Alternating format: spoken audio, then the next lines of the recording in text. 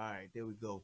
We should be live, live. Boom, boom, boom. Live, live, live, live. So tell me, how did I go live? Let me start this other channel up, and we should be good to go. What's happening, everybody? Now, normally, I'm usually got some song I done picked out to sing to, depending on the mood that I'm in, I do it. But tonight, there's something else. The afterworld. World of never, no. But tonight, I'm going to do something a little different. I'm going to tell y'all a story. All right? And hold on, let me put these two more tags in there. Oops.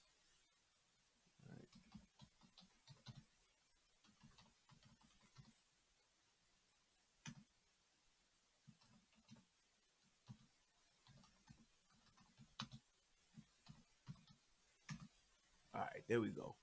Okay, so I'm gonna tell y'all a story. Tell y'all a story that my daddy told me, and it's actually a story that he told me just so happened to be, in my opinion, literally funniest joke I ever heard. This is in my 45 years. This is the hardest I've ever laughed at a joke. It is the funniest joke I ever heard. So, my daddy's telling me a story about there's a man down in Mississippi, that in Greenville, Mississippi. That's where some of our people from. Uh, that's where we hail from. Most of my people now in Memphis on my daddy's side, but came from the SIP, Mississippi. And he's telling me a story about a time where there's this man who was riding into town, and man was riding, black man, he was riding into town on a bicycle. And this ride to town is about 45 minutes to an hour on the bike. Okay. So in the process of him starting out to ride, the chain broke on his bicycle. Okay. So the chain broke, and man is sitting there, he's trying to figure out, how the hell can he get the chain back together. Usually when the chain breaks, it's the linkage. One of the links fall out, or link breaks, bends, whatever, link pop. You gotta try to figure out how to get this chain back together so that you can actually ride. Just a little link. So he's sitting there and he's looking, and he don't have nothing that he can use to repair the chain. Now, in the time of him trying to troubleshoot this and figure this thing out, old Mr. Charlie is coming through. He owns a big farm uh, down there in the farmland, and he's heading into town in his truck, and he sees uh, the man on the side of the road, and he notices the man. He said, "Hey, this man used to work, on my farm, some time back." He pull over. He said, "Hey, Bobby, what's wrong with your bike?" Bobby said, "Chain broke, boss." He said, "The chain broke." Oh, he said, "Well, look. Now I ain't gonna let you know me, and I ain't gonna let no nigga ride in my car, in my truck." He said, "But what I'm willing to do, because I don't want to leave you out here," he said, "what I'm gonna do is I'm gonna take this rope. He got just a little thin rope." He said, "I got this little thin rope." He said, "And you can tie it onto the handlebars, and I'll just, tie it onto the bumper of my truck." He said, "Okay." He said, "I tow you into town." He said, "You tow you into town, you go to the general store, you can get the link to fix your chain for your bike." He said, "Okay, Mr. Charlie." He said, I appreciate that." He said, "Now, if I, tend to go real fast or too fast, the little horn you got on your bike," he said, "you honk that horn and I'll slow down." He said, "But I'm gonna try to get you into town face because I do got somewhere to go, and I ain't gonna be dealing down there with no nigga all day." He said, "So I got to get into town." He said, "But if I go too fast, then just honk the horn and I'll slow down." So they get in the car. I mean, so Charlie gets in the truck and Bobby is being pulled in, and he's driving, and he'll honk the horn there once in a while, and Mr. Charlie will slow down. But the thing about Mr. Charlie's an old man. Mr. Charlie was hard of hearing, and he had a little touch of dementia, so he forgets stuff. So about 25 minutes into this ride, Mr. Charlie done forgot about Bobby on the back of this truck, towing him in. But Mr. Charlie remembers he got to get into town because he got an appointment. So Mr. Charlie actually starts laying on the gas. Now, because Mr. Charlie is old, he really can't hear old Bobby back there honking this horn. So Mr. Charlie done got up to about maybe 80 miles an hour, going flying down this dirt road heading into town, and Bobby's steady blowing the horn, and he kind of like waving like this. As he's riding, Mr. Charlie goes through one of the sheriff's speed traps. Now, for those of you who don't know what a speed trap is basically you got a police car sitting here at a certain part of the road, and he clocking the cars that's going by. Maybe about a mile up, there's the actual car that's going to pull over the car that's speeding through, hence the trap. I catch you here and trap you down here. That's what happens. So Mr. Charlie is riding, boom, doing 80 right past the sheriff's car, and the sheriff sees what's happening. So the sheriff gets on the walkie, and he said, "Look here, Claude." He said, "Claude, I'm going to tell you right now, you got a red pickup truck coming at you, and I'm telling you, he said, you ain't gonna believe this." He said, "What you mean I ain't gonna believe it, Sheriff?" He said, "You got a red pickup truck coming at you doing about 80 miles an hour plus." He said, "Well, hell, Sheriff, we get cars doing 80 in this speed trap all the time. What's not to believe with that?" He said, "Well, it ain't that this truck is doing 80 miles an hour that's hard to believe." He said, "The thing that's hard to believe is there's a nigga on a bike trying to pass this truck doing 80 miles an hour."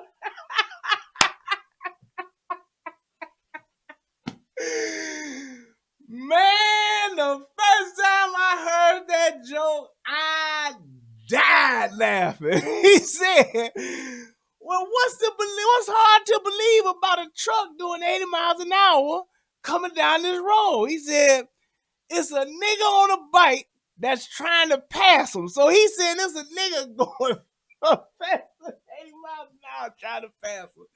Hey, I appreciate y'all listening to that, man. I was thinking about my daddy before the show started, and that joke always makes me laugh when I think about my daddy. So, rest in peace, Pops.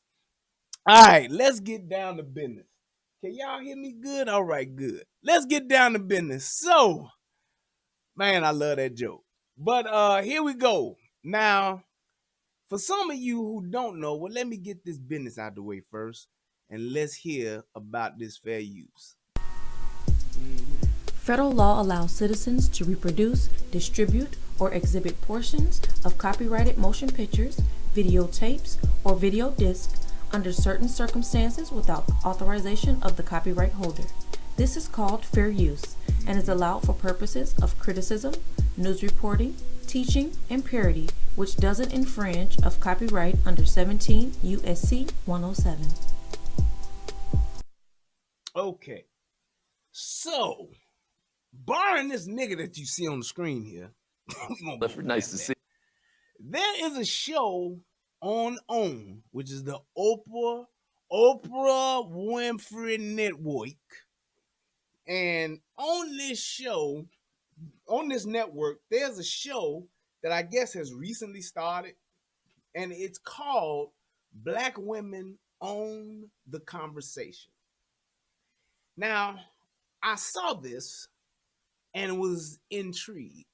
Black women, first of all, owning a conversation was the thing that intrigued me the most. I said, well, damn, black women on a conversation.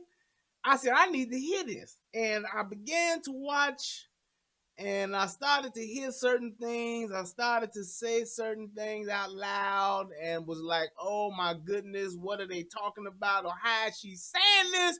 And before you know it, I said, damn it, I need to stop watching this and do a show about it.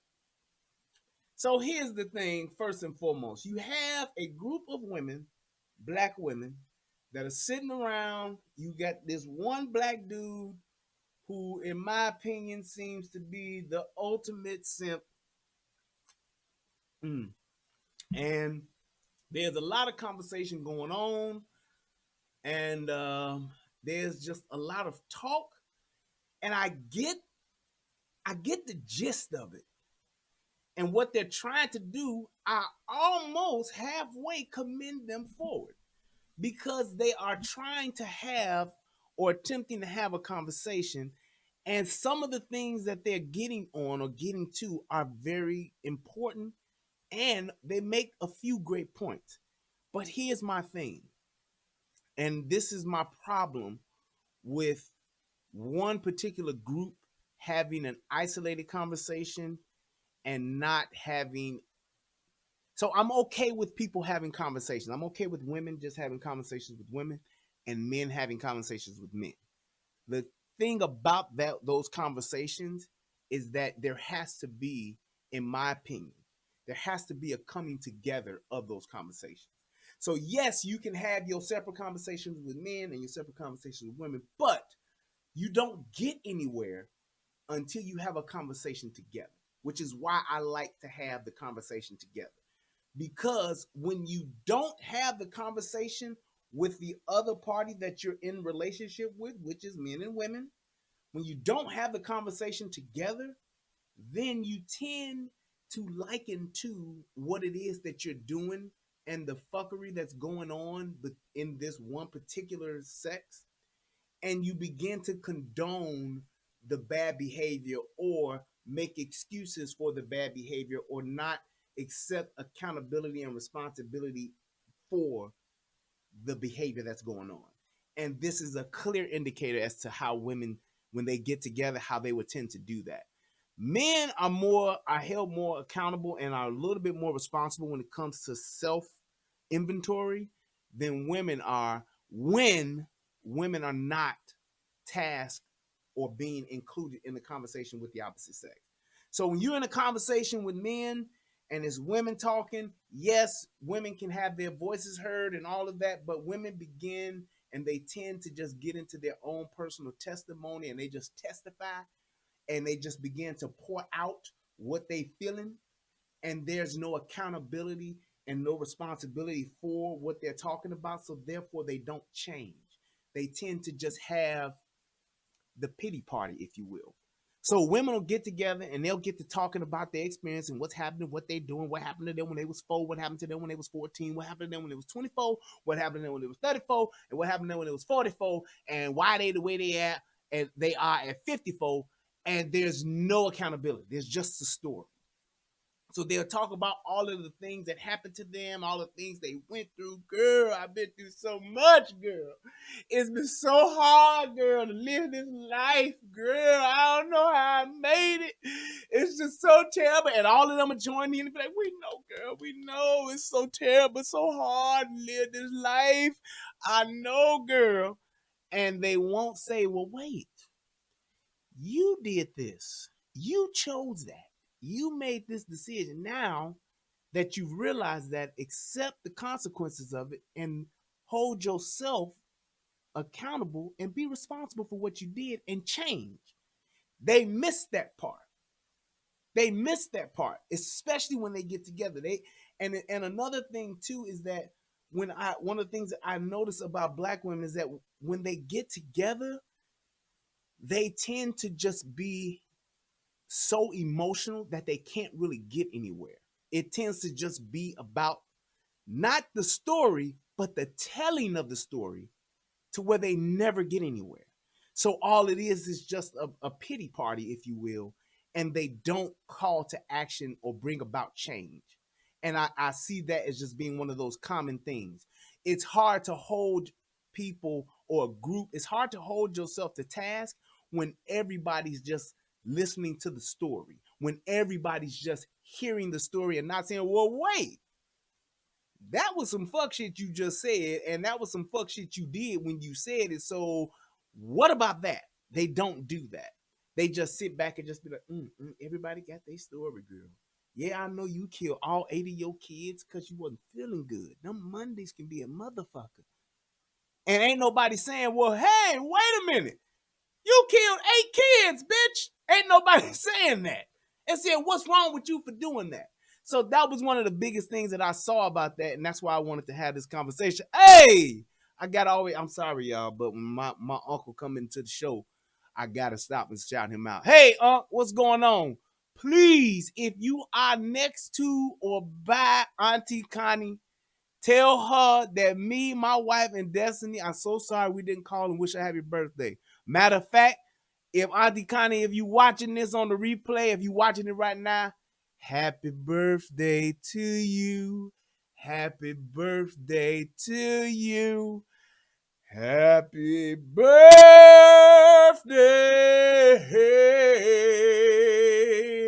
Auntie Connie. Happy birthday to you.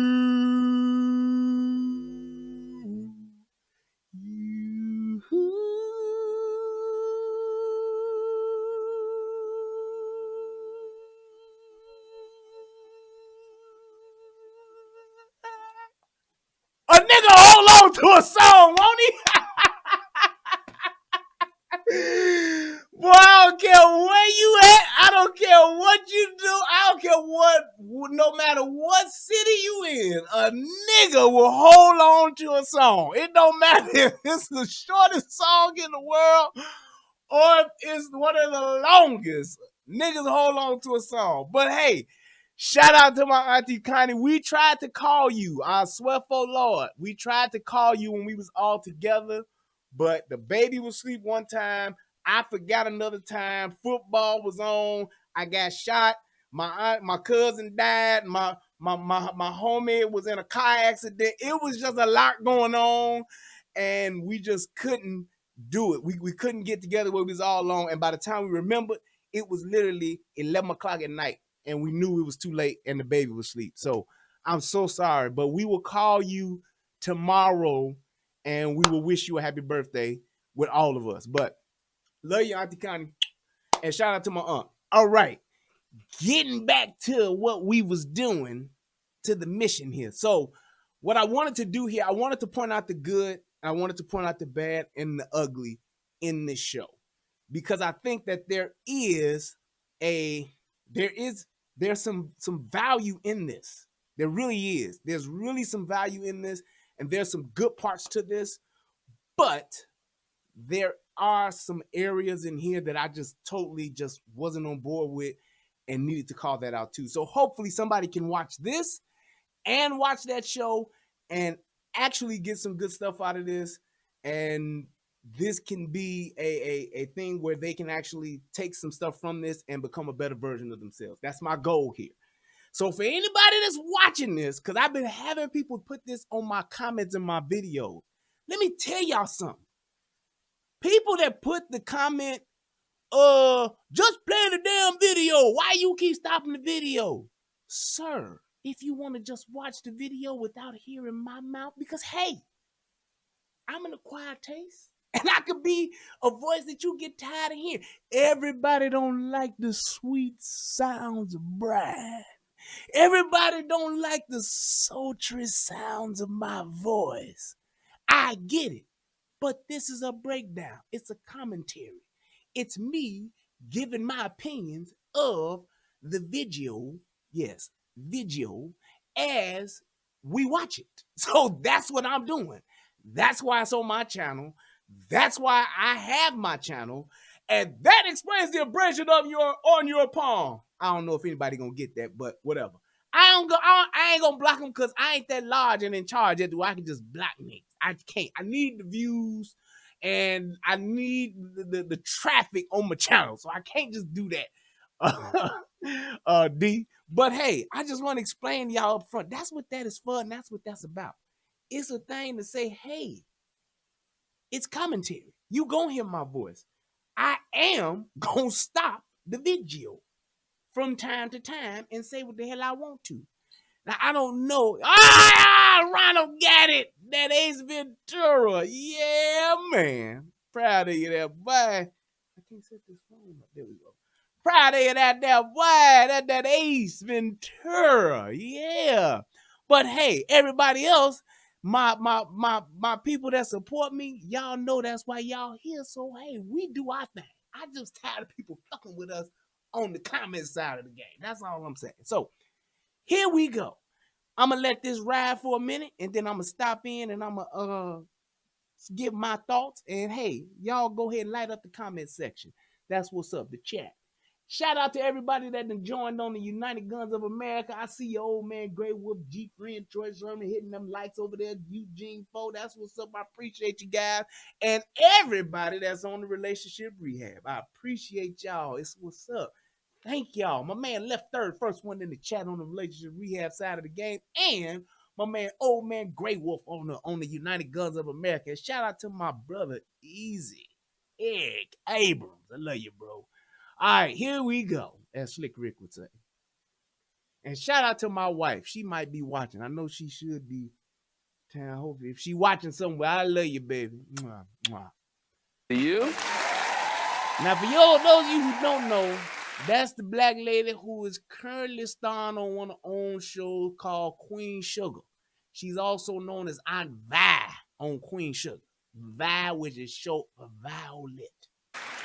A professor and author of Eloquent Rage, Brittany Cooper. Brittany, nice to have you. And she always makes you laugh out loud. Comedian and host of Nailed It, Nicole Byer. Thank you for being here. Welcome. For those of you at home, your voice can also be heard by joining in the conversation on Instagram, Facebook, and Twitter at Black Women Own. All right, black people are 20% more likely to suffer mental health problems, but less likely to receive treatment. Tina, let me hear from you. I think that there's value in sort of understanding that there's a range to mental illness, and that there's a level of anxiety that comes with being a human being. That anxiety becomes problematic when it is not addressed. When you feel yourself not being congruent with yourself, that's a red flag. And if you pay attention to the red flag, and there's all kinds of practices and strategies and exercises that are becoming more and more known, you can, at least at that beginning level, step in and take care of yourself. And a great question is, what do I really want in this moment? So, first and foremost, let me get to the real thing. I personally think that percentage is higher than 20%. Well, matter of fact, let me double check on the stat. Hold on. Right. Black people are 20% more likely to suffer mental health problems, but less likely to receive treatment. Tina? Yeah, so he's saying 20% more likely to have mental problems and not seek treatment. I definitely think that number is higher. I would venture to say it's probably double that or triple that. Reason being is because I believe that there is a lot of us that suffer from not just, traumatic things, but I think that there is, because we have so much stuff that's going on in our communities, especially in the inner city communities, we have so much stuff that is going on that is not considered normal behavior, but it is normal to us. Things like living in high crime areas, Wild Hunters in Chicago, Inglewood, West Side, Gary, the Harveys, all of the ignorant areas, the East Side, the ignorant just crazy violent areas, there's so much fallout from living in those environments that we don't even acknowledge. People don't realize that, we talk about Chicago and it being Chirac, and we say Chirac because we're equating the violence to that of a war zone. Well, here's the thing with a war zone. With war zones and being in wars, there's a thing called post-traumatic stress. Post-traumatic stress is something that a lot of us are suffering from and don't even know it. Do you realize that when most of us hear gunshots, it's not even startling to us? Most of us that live in the hood, you live in the hundreds, you hear ka ka ka ka ka.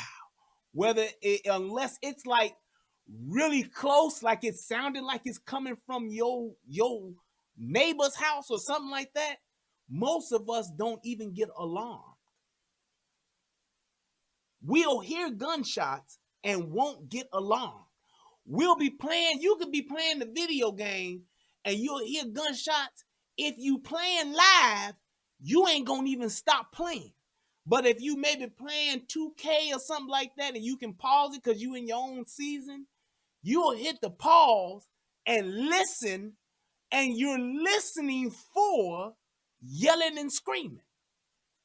You're listening for if a nigga is gotten hit close by, because you can hear the shots, and depending on where you at in your house, you don't know if those shots are how close they are.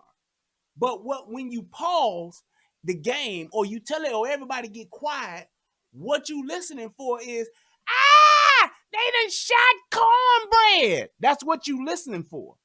You're listening for if somebody got shot or not, and if they're close enough to where you can hear it, because then if you hear niggas hollering and screaming, then you will go outside to see who got shot. That's the truth. We've been and I'm telling you this from personal experience. If I hear gunshots, if it's close by, I get my gun and then I'll go first, look out the blind to see if I can see something. Then I'll turn off the porch light and then I'll crack the door and open the screen door and listen, because you got the wrought iron screen door. Then I listen to see if I hear some scuffling, niggas running, cars peeling off. I'll listen for that. If I don't hear that, anything close by, then I'll step outside. Pistol in hand, surveying the land. Most people will hear the gunshots, listen to see if somebody's been shot or not, and if they can't hear anybody screaming, they'll go back to what they're doing. Now, I don't live in the hood no more, so if I hear some gunshots, I'm going to see what the fuck is going on, because that shit don't happen around where I live. That shit ain't, I don't do it. Don't you let me hear no gunshot. I'm going out here ready to get it cracking. When I was living in Michigan, I heard some motherfuckers popping fireworks down the street at like 3 in the morning, and I thought it was gunshots. I went outside with my gun. I see these white boys down the street popping off firecrackers. And I'm like, really, motherfuckers, at 3 in the morning? And them white boys got in their motherfucking car and drove the fuck off. Like, goddamn, we woke this nigga up. See what I'm saying? But I don't do that, and I ain't gonna do that in the hood. So that's my thing with that. So there is a lot of mental things that we are suffering from. People getting killed, our homies dying, just like my man Derek Golson. Shout out to you, bro. Rest in heaven. Rest well, man. Most people would need therapy for that. An untimely, violent death of a close friend or a loved one, most people would need therapy for that kind of stuff. We don't. We have our moment. We cry. We'll bump some music, smoke a blunt, drink a drink, and we keep on pushing. We get up and go to work the next day. We go ahead and get on Facebook and be like, damn, my dog is gone. And we keep it moving because we've gotten conditioned to that. So I think that there are a lot of things, and that's why I said that number is so much higher, because there are a lot of things that we accept as the norm that we just don't even think to go and get counseling for. I can tell you the people that got shot in my high school. When I was at Julian, there was several shootings at our high school. Several niggas got shot at school. Nigga got shot in the mouth in the school, like 2 classes down during the class exchange, during change of classes. They didn't have not one motherfucking counselor come up to the school. Nigga dropped a gun in school in the lunchroom and shit. And a motherfucker did not even at one point even have a counselor come up to school to talk about it. Niggas was getting killed and shot up on 103rd right outside the school. Right up the block on Halsted. All them niggas used to get shot and fought and get their ass whooped at PG's. I remember when I got my motherfucking hat took, got stole on and everything up at PG's. What motherfucking counseling for me? Now I wanted to go back up there and air that motherfucker out. Shout out to my brother for making me do the right thing. Thank you, because I'd probably be in jail for the shit by now. My brother done saved me from shooting people twice, actually. Different story. But I'm just saying, it was normal for us. We just kept it moving. We didn't think about it. We took it in the moment. We went through that emotion and we moved on. And I'm sure that everybody can't do that. Everybody can't process that. And that shit begins to desensitize us. It begins to just psychologically think that's the way that things are, and we accept it as a way of life.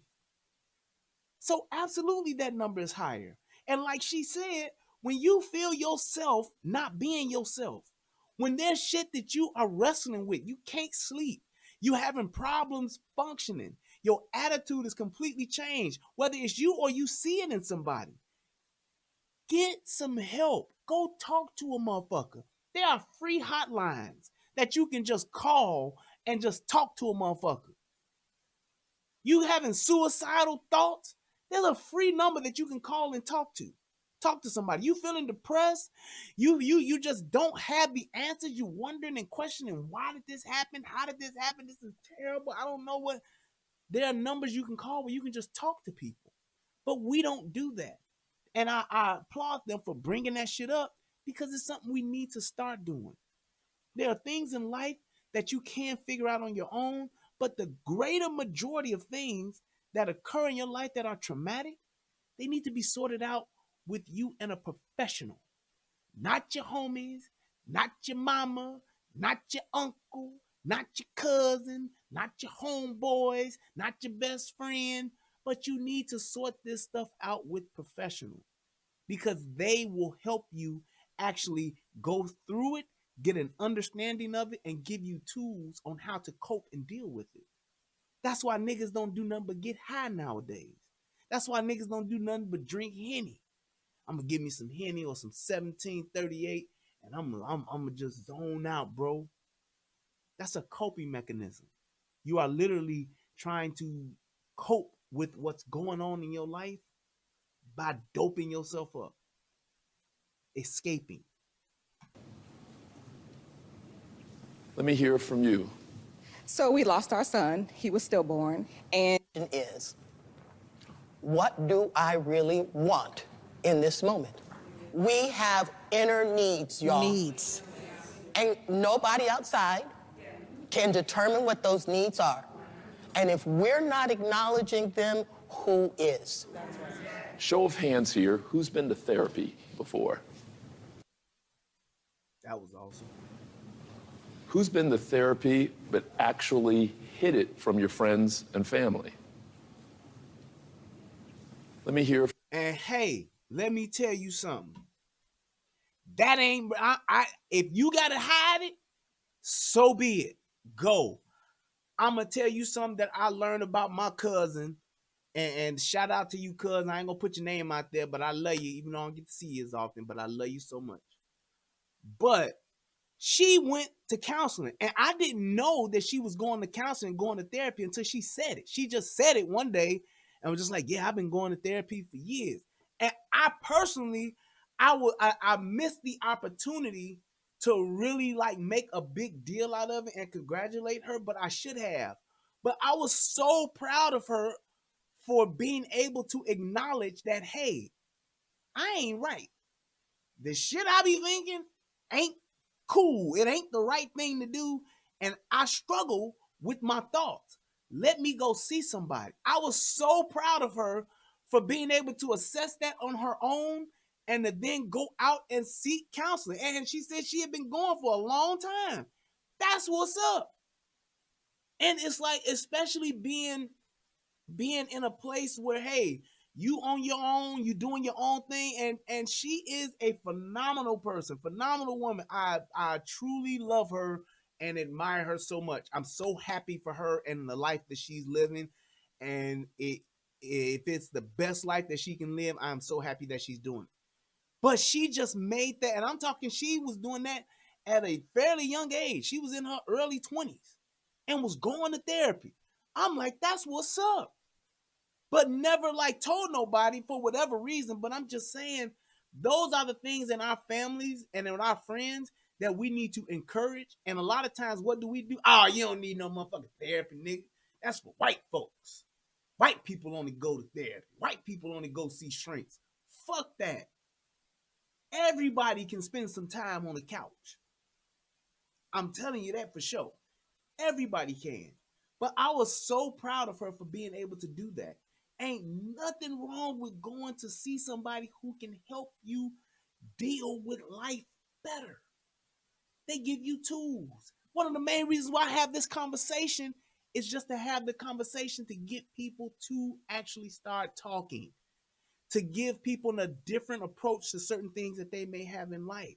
Because everybody don't have somebody like me. Everybody ain't got a Brian in their family or Brian that they can just call up and get some sound advice, some awesome advice, get the best advice in the world, just incredible life-changing advice. I'm just bullshit.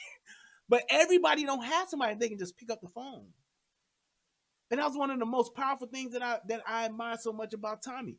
What Tommy does and the way that he does it, he's giving people some things and he's giving people an experience that most would not ever get in life.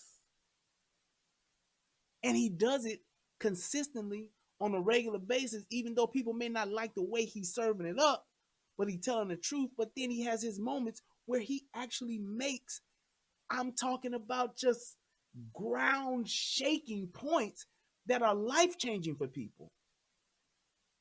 And had it not been for him doing what he does, those people would still be lost. Those people would still be in a state of not just being able to grasp and live life. It's no telling where a lot of people would be. I can tell you myself personally how much I've learned from that man. I can tell you how much personally I've benefited from just being connected to that dude this much. It's astounding. It's incredible. That's why I tell people all the time, all the singing that Tommy do, the jokes that Tommy does, the remarks that he makes, when you get past the bitches and the hoes and the niggas ain't shit, when you get past all of that, he's one of the smartest men I've ever met. He can sit and tell you, I ain't shit, I'm a liar, I lie. He can tell you all that bullshit he want to tell you, I'm ugly, all that shit to the back. One of the smartest men I've ever met. And I've met a lot of motherfuckers. I know a good deal of people. I know a lot of people. One of the smartest dudes I've ever met. Easily top 5. I like him and I love him so much, I'ma say top 3. I'm talking just like, ask him anything, talk to him about anything. He has sound, solid, great advice, incredible perspective, wonderful insight. I'm just saying, that's the truth. That's the truth. When you talk about, he knows how to ask the questions to get you to the solutions that you're searching for. That's not something that just comes with everybody. Everybody don't have that. That dude is, in my opinion, a genius. You take all the laughing and the giggling and the jokes and the funny stuff, take all that away and look at the content and the idea and the just the actual concept of what he's saying and what he's doing. It's genius. It's true work. It's gold, platinum, diamonds. It's invaluable. From you. So we lost our son. He was stillborn. And I was raised to be strong. And what happens in my house stays in my house. And there was just no examples of women going to therapy. So I felt like I had to be able to hide it and manage it myself without really letting other people know that maybe I was weak or maybe needed help or maybe didn't pray enough. So. What made you finally break through that, though? What made you finally say, even though there may be lots of things telling me don't try it, I'm going to go ahead and try it? Well, the hospital actually suggested I go to therapy. And first I was like, no, I got it. I'm good.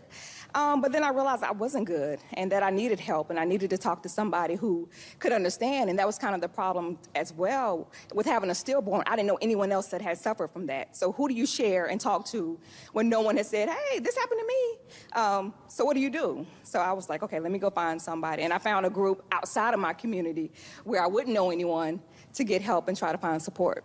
Interesting. Thank you. Thank you. Brittany, talk about that a little. Now that was incredible. That was true, just straight up. When I heard that, I was like, now that's some value. That's some straight up value. What she said and what the whole thing about what happens in our house stays in our house, that's an age-old black folk thing. That's what niggas do. That whole concept, what happened in this house stays in this house. That's that classic black woman, we got secrets and we know it and we ain't gonna never tell nobody else because what's our secret is our secret because we don't want our business out in the street. We don't want nobody talking about us because I spend all my time talking about everybody else. So I can't be talking about everybody else and ain't nobody talking about me. And then everybody talking about me. That's where that came from. That's where that came from. So that's why when the uncle is fucking the niece, when the auntie is fucking the niece and the nephew, when the cousin is fucking the other cousin, and the sister is raping the brother, when all that shit is going on, that's exactly why it keeps going on. And it happens so much that it becomes one of those things where, oh, that's just what we do. We fuck on each other, even though we young and we just do. That's just how it is. And then we wonder why we oversex. We wonder why all we do is thought and hoe ourselves out. We wonder why. Because we let it go on and don't nobody call the shit out until a motherfucker in their 40s. And they done let not only it happen to them, but it done happen to they kids as well. That's what it is. So it's like when you have that thing happen, when you have those things happen, you have to bring that shit out. But we so busy telling our kids they should be seen and not heard.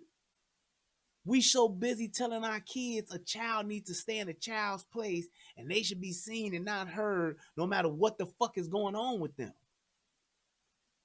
Because the same shit that happened to you either doing it to somebody else or you gonna let somebody else do it if you ain't calling it out.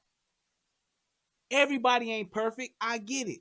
But it still needs to be something where we don't let that become, that needs to get totally just disbanded from our culture.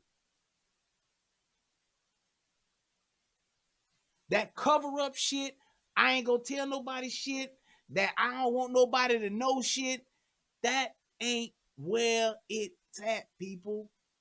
What's the saying? You as sick as your secrets. So you can't get better. You can't heal until you call that shit out. And I'm so glad they brought that shit to light. Because I hear from a lot of people that being a strong black woman actually can be the cause of your struggle. Yeah, because it's a lie. Yes, black women are strong, but the demand that we be strong in the face of that kind of tragedy is a completely inhumane demand. And we deserve better than that. And if it is true that we teach people how to treat us, and sometimes you gotta be a little vulnerable and say, I actually don't have it all together. Actually, I'm a mess. And then what you find out when you say that is that a whole lot of sisters were struggling too.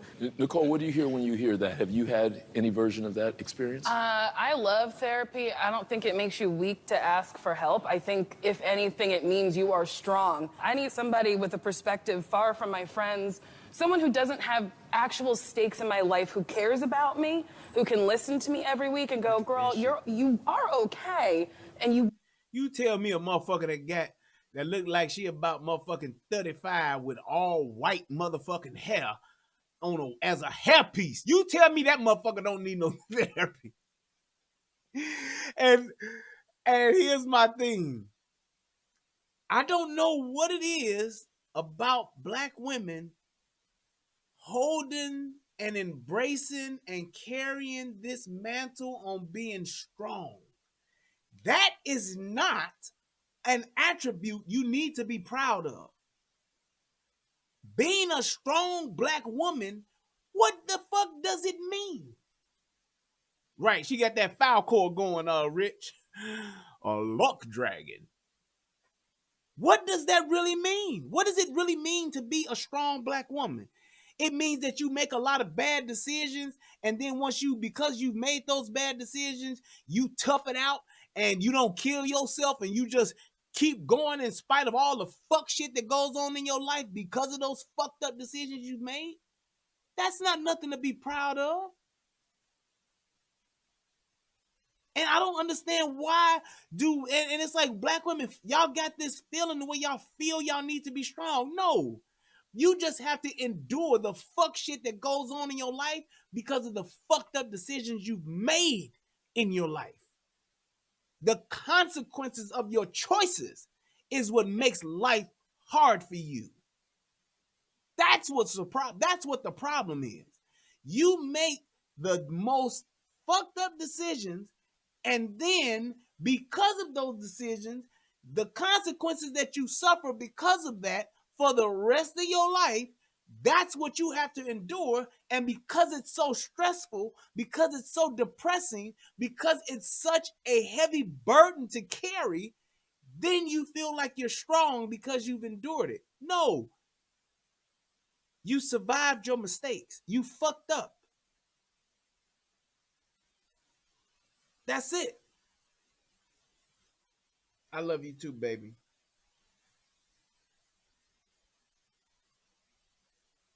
But that's my thing.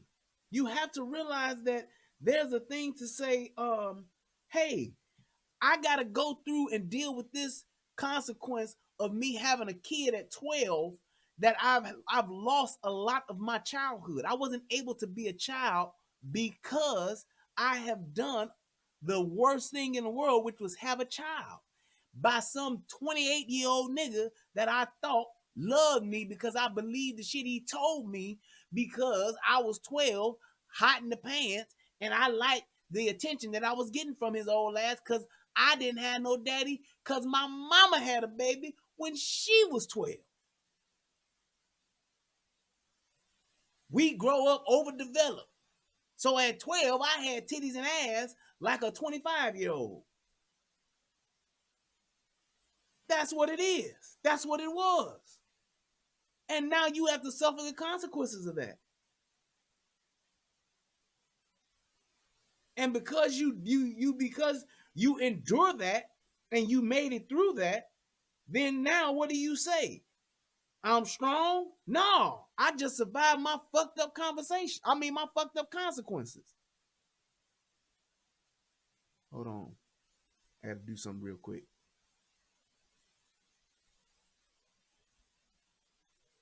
Y'all know this a hood ass show when the host just make a call in the middle of the show.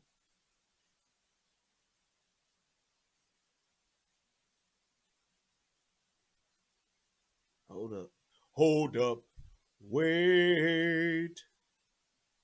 My wife leaves the longest message. Like, she reminds me of my mama when she do this. Oh my God. This is crazy. Hey baby, I just got your text message. I love you and I'll see you soon. Bye. All right, so that's my thing. So it's like we've got to realize that being strong ain't the thing. It's about making better choices so that you don't have to endure the fucked up consequences of making bad ones. We'll get to be better than you were, but talking about it helps. I'm a pretty vain person, and I love to talk about myself. I think I'm beautiful. Like, I'm very interesting. I love it. Yes. But, like, your friends can only hear so much about your problems. So I go to this nice white lady named Mary, and she helps me so much. Wait, hold on a second, because I hear from a lot of people that therapy is for rich white people. And two, I heard people say that if I'm gonna go to therapy, it needs to be a black therapist. Sure, I get that. I get that you want to speak to someone who has your experience, but no experience is truly that different. Like, there's no reason to suffer. There's so many ways. Now, she made a great point right there. You need to just speak to somebody that can help you. Shouldn't matter if they black or if they white. You get half-ass white therapists just like you get half-ass black therapists. It's just more white people in therapy than it is black people. White therapists than there are black therapists. Yeah, I'm good. So it's like you have to realize that you need to make sure that you find somebody, oh, I'm black, so I got to go see somebody that's black. No, go and try a therapist out. Just like a dentist, just like a doctor. You don't have to go and stay with the first one that you meet. Go and sit with somebody that you feel as though is helping you.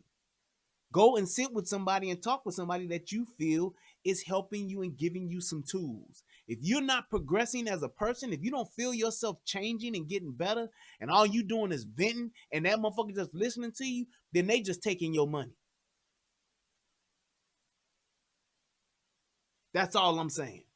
That's just like with a doctor. If you going to your doctor and you going to see your doctor and your ass ain't getting better and all this motherfucker doing is prescribing pills and different kind of pills and other pills for this pill to work with that pill, that motherfucker ain't helping you. If your doctor don't have an active plan to get your ass to a healthier life or a lifestyle, you need to get another doctor. There are bad doctors. Black folks and just people, period, got this thing to where we listen to doctors and think that's God. That's it. We don't even go get second opinions. If you have a major decision, a major illness, a major trauma, or anything happens to you and your doctor's telling you you need to do this, great, I hear you, doc. Let me go get a second opinion. Why? Because doctors are, especially doctors that have large practices, just because you have a large practice don't mean you're a great doctor. It really don't. Doctors have big practices, and at the end of the day, it gets to a point where all doctors do, they're like computer technicians for humans. They troubleshoot. Thank you, Ashanti. Asante, I thank you. I appreciate that. Hitting the boy up with the super chat. I appreciate your time, man. I appreciate you listening. Doctors they troubleshoot. They do this to see what happens if that works, see if that get it working again. If that don't work, they do this. Just like if I approach a computer, you talking about somebody who been in the computer fixing game for over 20 years. Ain't it been over 20 years? Yeah, I started in 98. Yep, sure have. So you look at it like this. I go to a computer and I see it ain't on. They say the computer broke. Chain broke, boss. I see the computer broke. First thing I do is I check the power cord. Is the motherfucker plugged in? Is the power supply on? And I push the power button. Now, I done tried 3 things right there. I done checked it plugged into the wall. I done checked to see if it's plugged into the back. And I flick the power button on the power supply, make sure that's on. And I push the power button. That's 4 things. That's troubleshooting. You say you're sick? Let me listen to your lungs, make sure you ain't got pneumonia. Let me see if you got a cough, how bad your cough is. Let me see if you got green phlegm or if you, that's the same thing. Based on what I know, I'm going to say it's this. Either the power's out or you got a bad power supply or a bad motherboard because you're getting no power. A power supply can actually be functioning, but the power coming from the power supply cannot be cycling through the motherboard, which is why your computer won't turn on. Basic troubleshooting.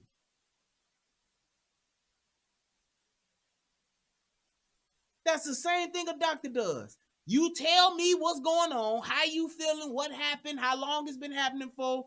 Based on what you're telling me, I'll prescribe this. So it's like when you hear that and you see that happening, you make an assessment. That's what a doctor does. However,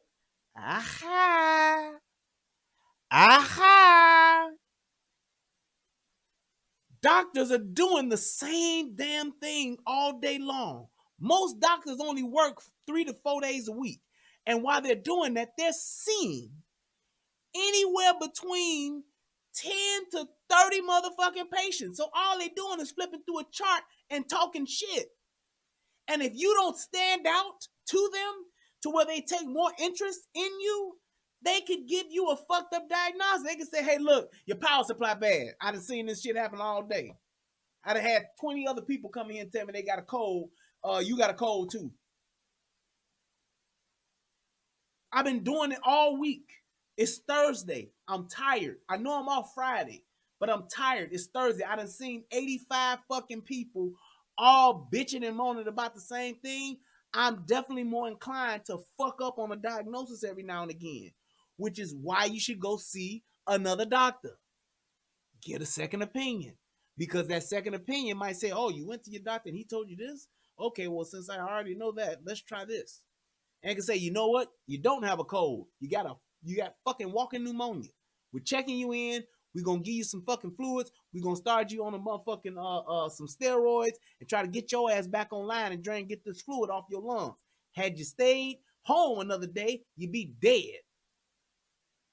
That's why niggas be dying from the flu. From the flu and getting pneumonia. If you sick, let me tell y'all something.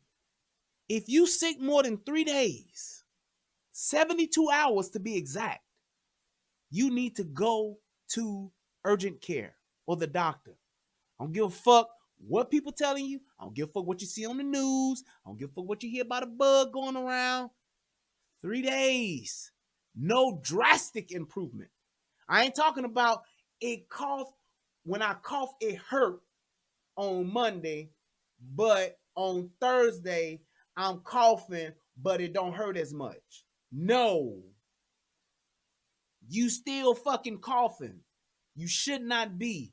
The human body should not suffer or be suffering from sickness for 3 days without drastic improvement.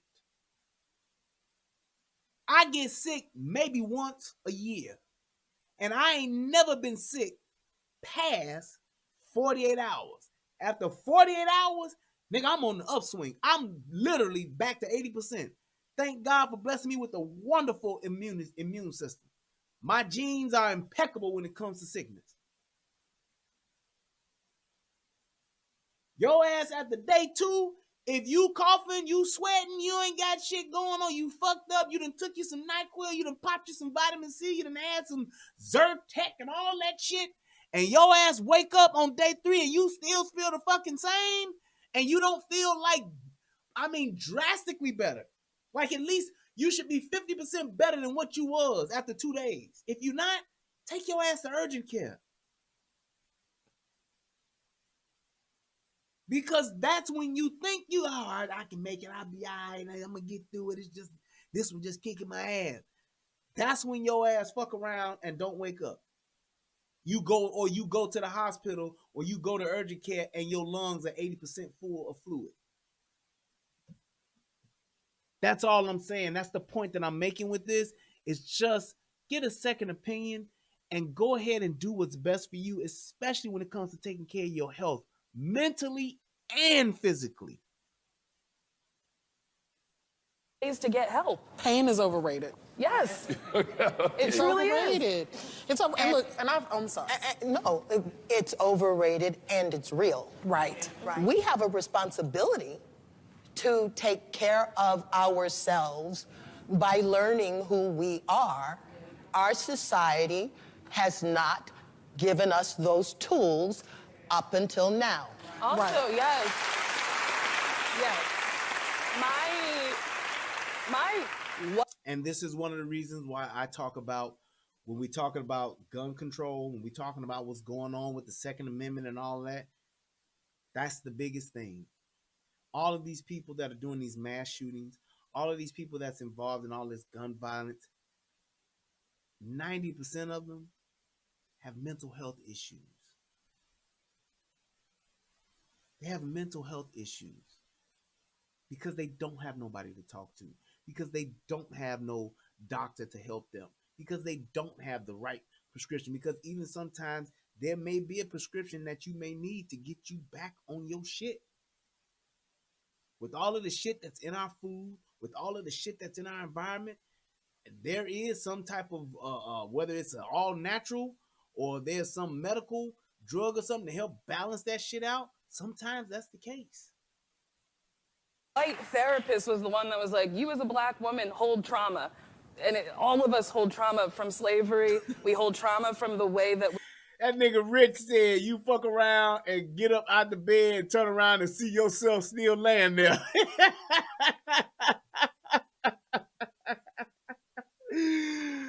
Oh man, boy, I tell you, hell no. Like that nigga Tom, when he was getting on that elevator to go up to heaven, and he was dead, and that body was still there. He got hit.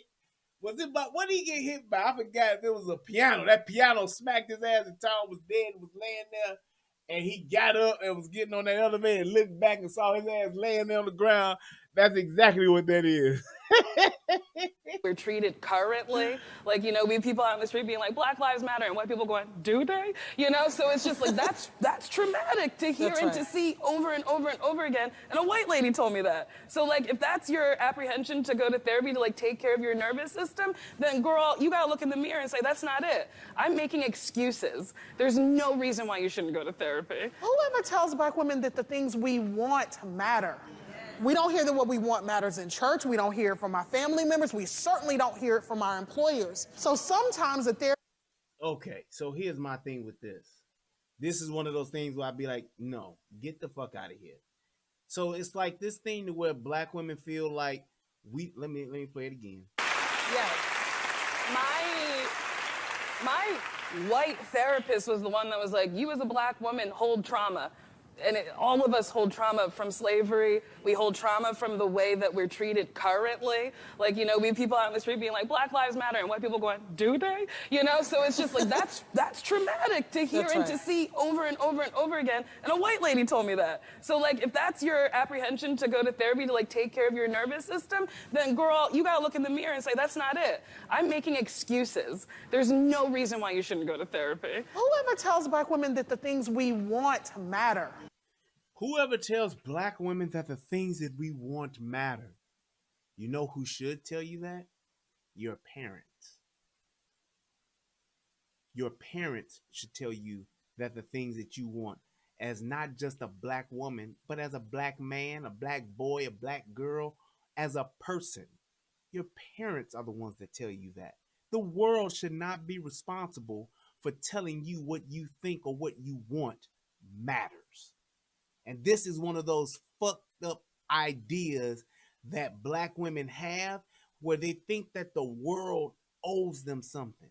Black folks too, pro-blacks, they all think that the world owes them something. We gotta tell you this. We gotta support you. We gotta uplift you. No, those are things that your parents do. Your parents give you your identity. Your parents give you your self-esteem. Your parents teach you self-respect.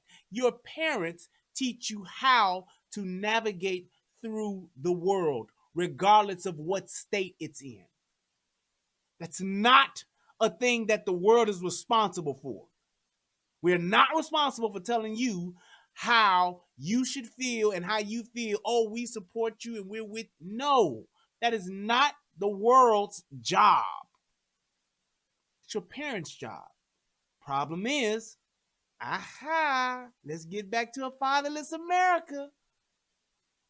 They don't have parents because you thought your strong black mama was enough to raise your ass, and it's not. You thought that not having a daddy was enough because your mama did her best and she gave you everything she had to raise you.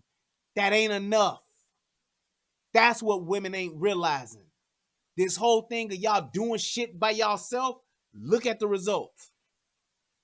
You got a bunch of broken, dysfunctional motherfucking women that are sitting in the audience and don't understand how to navigate through life and how to sort out their emotions because they don't have fathers. I bet cash money that 90% of them women did not grow up in a house with their parents, with both parents in the home, day in and day out. I bet money. And you see, and I'm going to tell you one of the key signs of that is you'll see the over-emotional dysfunction to where, and one of the things you're going to notice here, black women, when they're given an opportunity to speak, they get to the point where they almost break down and cry and go into tears. They get so emotional because they finally have somebody that's able to listen to them and speak to them and or to even hear them, that they don't know how to take it. They get so overwhelmed and so flustered that they can't either get their thoughts out or they take so long saying nothing because they're getting the attention. I'm going to address what you said too, Easy, in just a second. We don't hear that what we want matters in church. We don't hear it from our... You shouldn't hear what you want matters in church. Church ain't for that. That ain't the pastor's job. What you want, today's sermon is going to come from the book of Galatians, chapter 9, verse 30. And the title of my sermon today is going to be, What You Want Matters. That ain't what church is for. family members, we certainly don't hear it from our employers. So I wish a motherfucker would come work for me and want me to tell them what they think and what they feel and what they want matters. Now, do I tell the people that I work with how much I appreciate them? Yes, I do. Do I ask the people when I work with that, hey, what do you think about this? I sure do. But that's not my job to do that every day. I don't come to work every day and be like, hey, what you guys want? What y'all thinking? I don't do that. That's not what a job is for. You see how displaced the expectations of black women are? They think everybody and everything in this world should be all attention and all eyes on them, uplifting them, and just satisfying every want, need, thought, and idea. And if it's not, then it's wrong and it's a problem. That's not how life works. It is not everybody else's job to make you fucking feel good.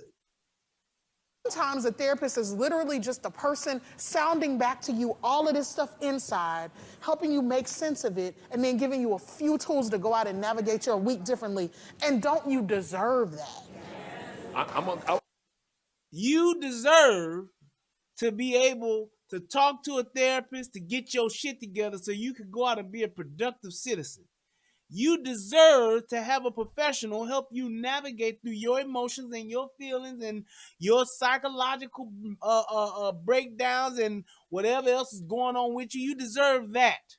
You don't deserve for the world to deal with you going through that and having to support, encourage, reinforce positivity into your life every single day that you live in. That's not the world's job. I want to come to the audience a little bit. I want to hear from a couple of folks. Hi, I'm Nikki. All right. Now, what Eric said about let me go back here. What he said about the mass shoot, a lot of mass shootings. I have to disagree with you on this one a little, bro. He says a lot of mass shootings are from whites who live in homes that foster hatred and superiority towards others. Okay. So here's my thing. We have a tendency, and this is going to be going back to part of my whole PTSD thing. So we have this tendency as America and as black folks alike. When we hear the word mass shooting, we instantly equate that to white boy growing up, rural America's affluent suburb, and has gotten guns and go and kill a lot of people. Newsflash. If a mass shooting is qualified as 4 or more people being shot at a particular shooting, how often does that happen in the black community?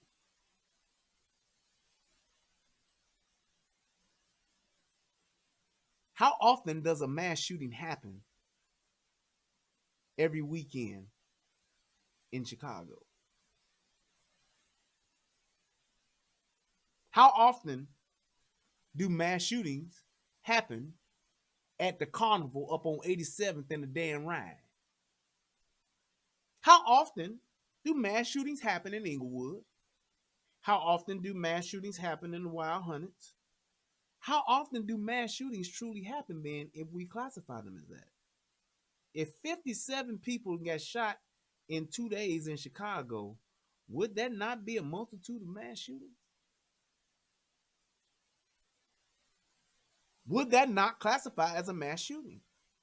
Thing about it is, mass shootings happen just about every day and every weekend. Well, not every day, but in every weekend in Chicago, in Detroit, California, Florida, all over. It's just not national news until it's a white boy that does it, and it's a bunch of white kids that it happens to. How many clubs have been shot up in Chicago alone? And the only reason why I'm saying Chicago, because that's what I know, that's what I live, that's my experience. How many clubs then got shot up in Memphis? How many clubs then got shot up in Detroit? Wouldn't those classify as mass shootings? Houston.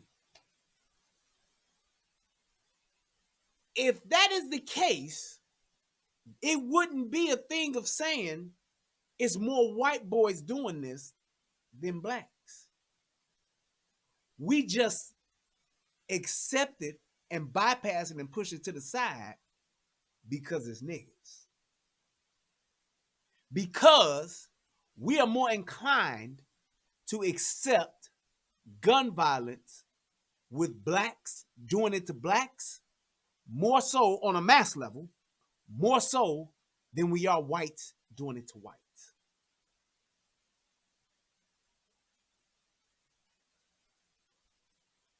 I'm gonna let that sink in. Black folks shoot up nightclubs. It's a shooting. White boy go shoot 30 people in a nightclub once a year. When's the last time we had the gay shooting that happened down in Orlando where he went and shot up everybody? What did he shoot, about 35, 40, 50 people? Okay. Mass shooting, no doubt. No doubt, mass shooting. 52 weeks in a year.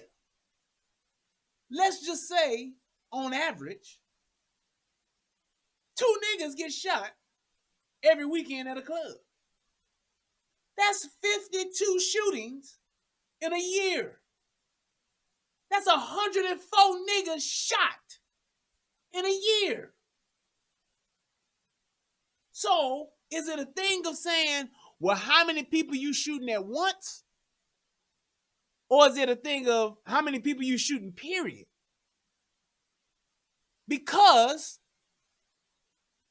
if it's about lives and people getting shot, if I kill 10 people in a day, I might be a badass motherfucker.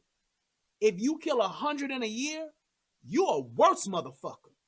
So if I got 10 bodies here in one day, and I got 100 bodies over a year, which one is the worst? A life is a life. A shooting is a shooting. Thank you. There is no difference. There is no difference. Because when was the last time you heard of a mass shooting in Orlando, Florida? You haven't. But that don't mean it ain't niggas that's dying in pork and beans in Florida is more or less valued than the niggas that's dying in Orlando. The media says so. The media says so. A shooting is a shooting. Someone getting shot, I don't give a damn. The bullet don't hit no different if you in the suburbs and a white boy and it only happened once every 10 years than if you a nigga in the hood and it happens every day. It happens. It goes down in the hood so much that we're desensitized. It don't matter. We don't think about it. It ain't as tough. It ain't as bad. Well, they shot 10 niggas last weekend, so, shoot 10 niggas this weekend. That's kind of the same. They kind of being consistent. That's what it's looked like. The media got tired of talking about the shit. 5 niggas shot in Roseland. God damn, wasn't it just 5 niggas shot in Roseland yesterday? Yep. Well, let's cover this one nigga shot up in Lakeview, because that shit don't happen up there all the time. I still can't get over the fact that a few years back on the 4th of July, 86 niggas got shot. 4th of July weekend. In literally about an 8-block radius of the city. And the shit was made front page news, but that was it.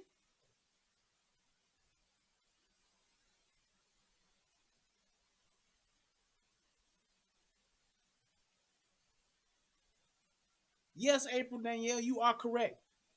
There's more blacks killing blacks than white cops killing blacks. White cops killing blacks, white cops shooting blacks. It's about maybe, I'm being very generous here, maybe 1%.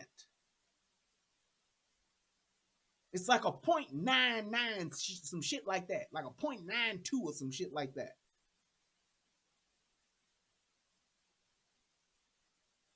More cops shoot more white folks than they do black folks.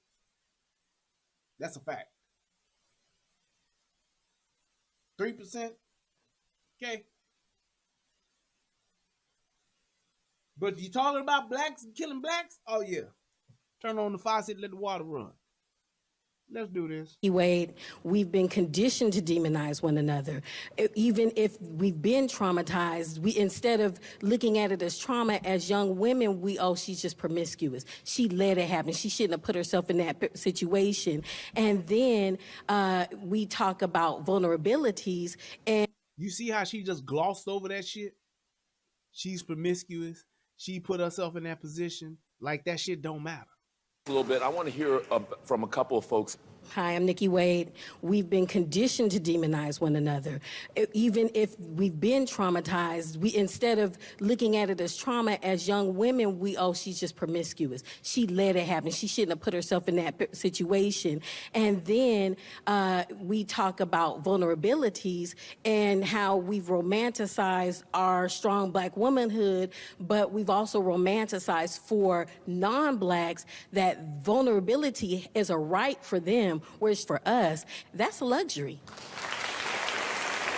Thank you. My name is Maisha. I was raised by my grandmother, but I was raised culturally. So my now this shit right here, brace yourself. Therapy was the women came and we all sat down in a room and we poured out whatever needed to be poured out. In doing that, we were also able to self-reflect.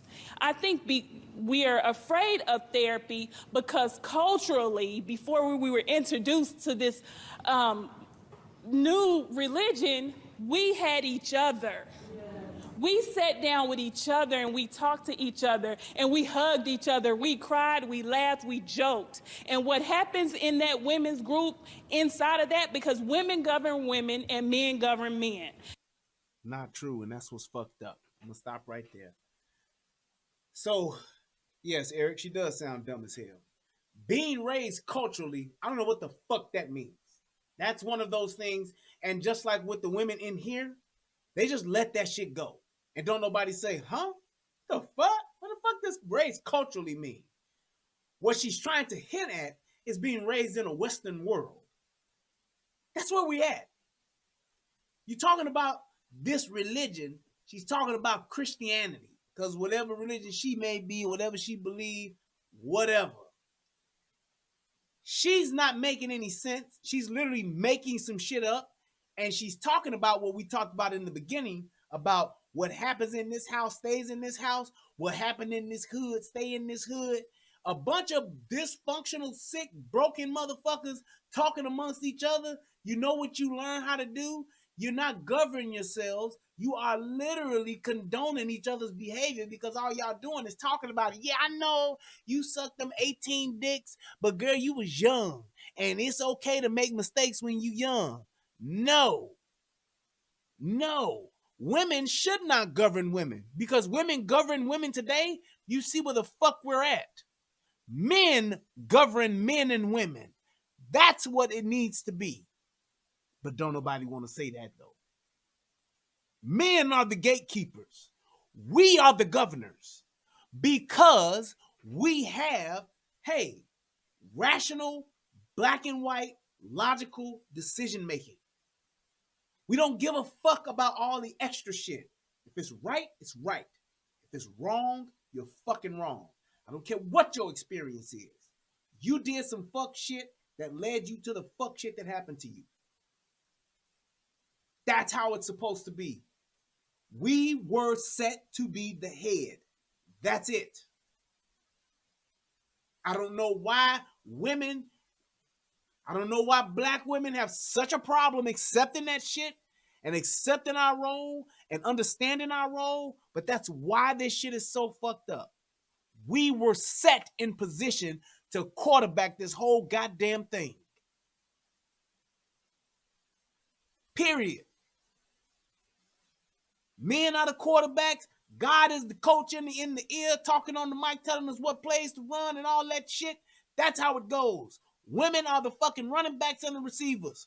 You take the directions from the QB, yeah, you can go ahead and score, but it's me that calls height. It's me that sets the offense up. It's me that's calling the plays and I'm getting from God. That's how it works. This ain't about you talking about we govern ourselves. Right, that's what y'all been doing. And that's why shit is so fucked up now. Because women are so busy trying to compete against each other that they want a motherfucker to be less than them. They want a motherfucker to go through what they go through. They don't want a motherfucker to be better than them. Men do. Because we want what's best for not just us, but for everyone. What's the saying? The difference between a king and a hero? A king wants what's best for his people. A hero wants what's best for everyone. Men are the ones that step up to be heroes. Men are the ones that step up to be kings. There are some heroes. There are some men that are better than other men. We don't just want what's best for us and we just keep our mouth shut and that's it. We want to help everybody. We're the heroes. We are the Avengers.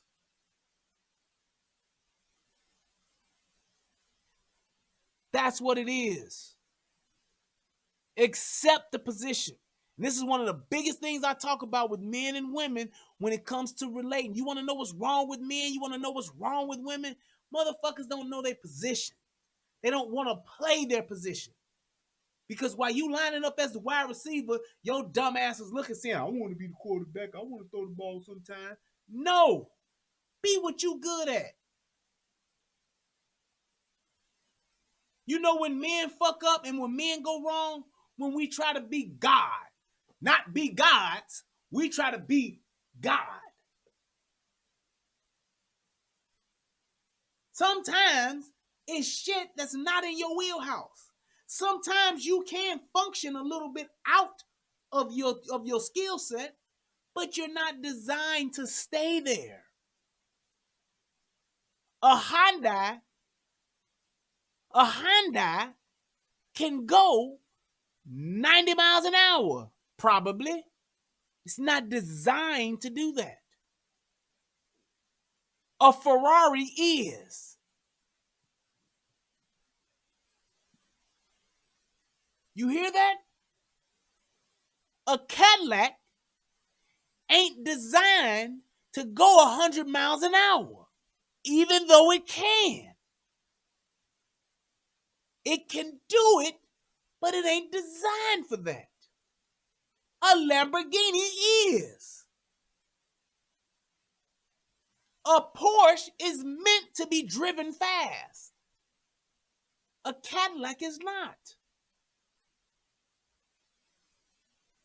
A Corvette is meant to be driven fast. It's not a luxury vehicle. A Lincoln is. Now, when you talk about a Bentley is a luxury vehicle and it's built to be driven fast. How many of us are truly Bentleys? How many of us own Bentleys? But a Bentley is not a Bugatti. A Bentley is not a McLaren. So yes, it can go fast. Yes, it has a luxury ride to it. But when you line that motherfucker up at the track with a motherfucking Lambo, it's a wrap.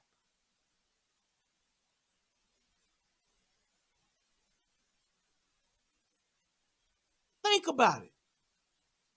It's just like when people talk about guns. Oh, you don't need to have an AR-15. You don't need to have a semi-automatic rifle. Hold up. I don't need to have a motherfucking Ferrari. I don't need to have a Bugatti.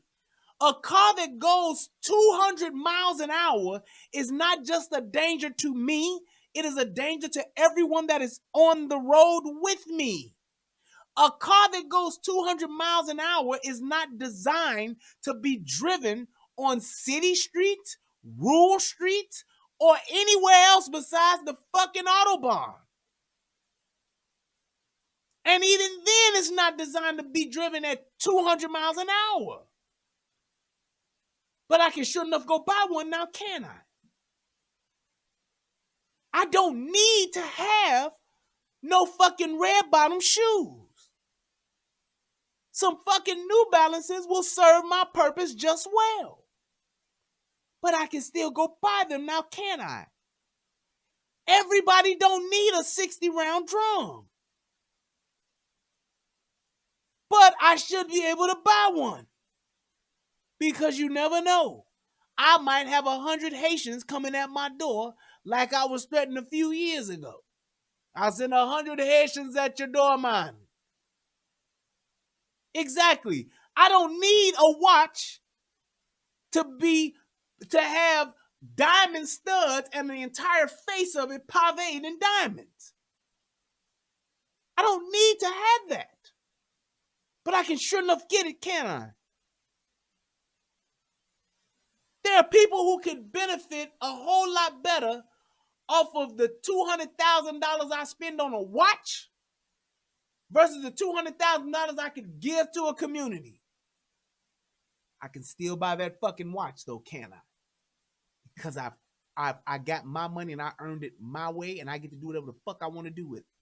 So if I want to go buy an AR-15 and I want to buy a 60-round magazine, why should I be able to buy one? Because they fucking make it. Just like I can go buy a goddamn Lamborghini. There is no place in this fucking country where you can go 140 miles an hour.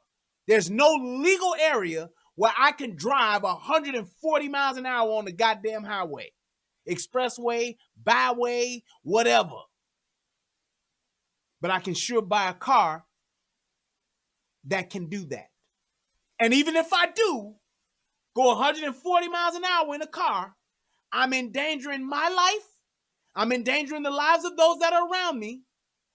And if I do kill somebody, I then have to suffer the consequences for it. If I get caught driving that fast because it's against the law to do so, I have to suffer the consequences for it. Ticket, fine, and even get my license revoked or suspended. Right? The Second Amendment gives me the right to have a gun. Period. I'm not breaking the law by having one or having 100. I should be able to buy as many as I want. And if I kill somebody unlawfully, then I suffer the consequences for it. I go to jail, I pay a fine, or I get my fucking life taken and I gotta get the death penalty. Same goddamn thing. So you tell that to all of your gun reform fucks that's on the fucking left side talking about we gonna come take your guns. Take the Lamborghinis first. Take the Ferraris first. Take the McLarens. Take the Bentleys. Your car goes too fast. You shouldn't have it. What does Biden say? Buy a shotgun. Buy a fucking Yugo. Buy a Buick. Tell them that. Because driving is not a right. Driving is a privilege. Just in case you didn't know. There's a difference. There's a difference between a right and a privilege. A right is something you get no matter what just because you're born in this motherfucker. A privilege is something that you have to earn. You have to take a test. You have to be licensed to have it. It's a difference.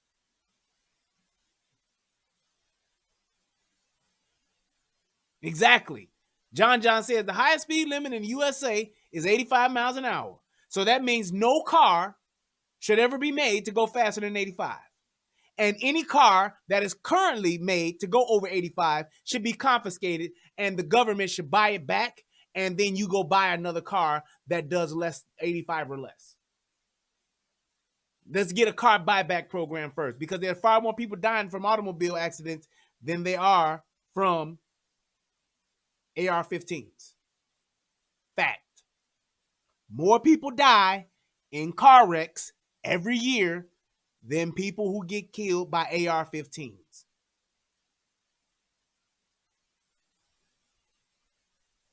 Facts. That's what it is. That's the truth. Oh, yeah, you got to get that Challenger up. And you bet not have a Hellcat. A Hellcat is like having a fucking automatic weapon. Can't have no Hellcat. 760 fucking horsepower. You don't need that. Buy a Buick. Get a Malibu. Huh? Tell fucking Biden and them to stop flying private. Private jets are ruining the environment. They should book a flight and fly United just like everyone else. You don't want to fly with other people? Buy a car. Get a Buick. Drive to where you need to go. What happened in that room stayed in that room. You wasn't shamed, nothing like that, because they understood. The elders in the room were able to relate to you and say, child, just wait. Understand this. You feel this because of this. Spirit is speaking to you. God is speaking to you, and that's why you feel that way. Here's the problem with what you're saying, young lady. What if the people that are around you that are giving you advice, what if they're just as sick as you are? What if they're sicker than you are? That's the problem with what she's saying. I don't know what my group, what my village, how healthy they are. I don't know how mentally stable they are.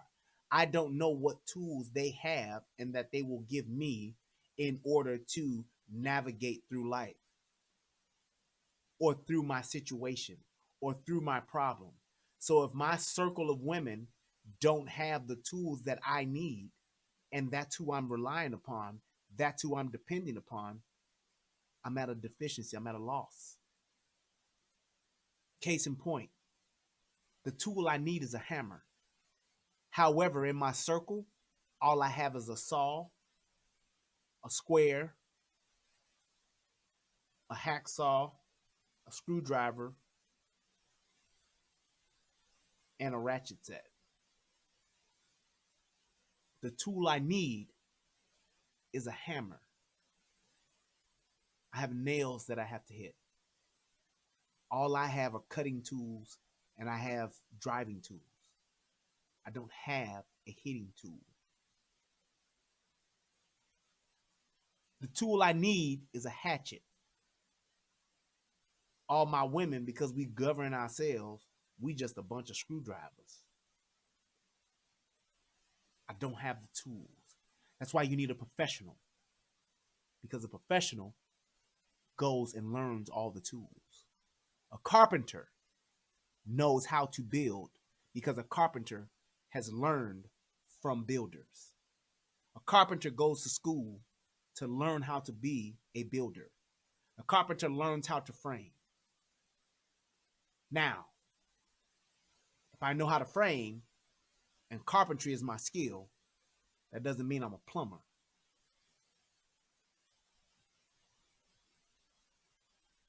That's my point. That's why women shouldn't govern women. Because you don't necessarily have all the tools in the room. And sometimes you need a professional to know that. That's the difference between a family counselor and there's a difference between a psychiatrist. Right, a psychiatrist is the person who can prescribe drugs, right? Yeah. There's a difference between a psychologist and a psychiatrist.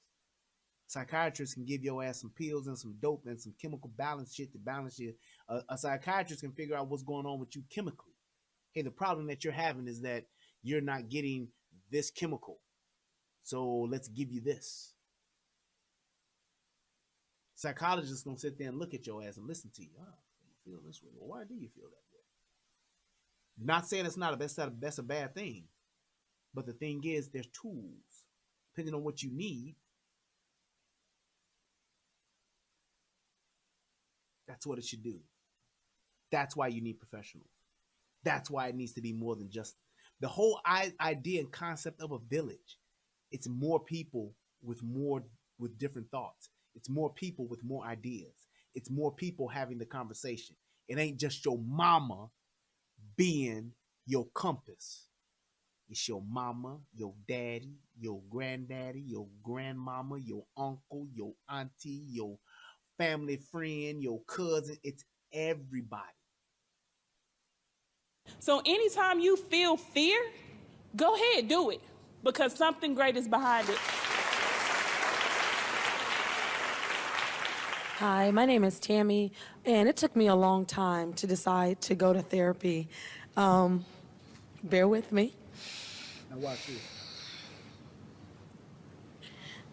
I spent 2 years. You see that? Ain't been on the mic 5 seconds and about to lose her shit. The mental stability. They either do one or two things. They either keep talking in a never-ending fucking loop, or they emotionally break right before our eyes.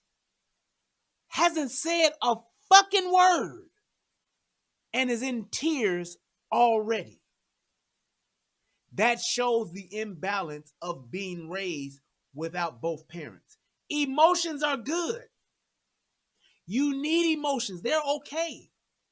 However, when there's imbalance, it's detrimental to your decision making.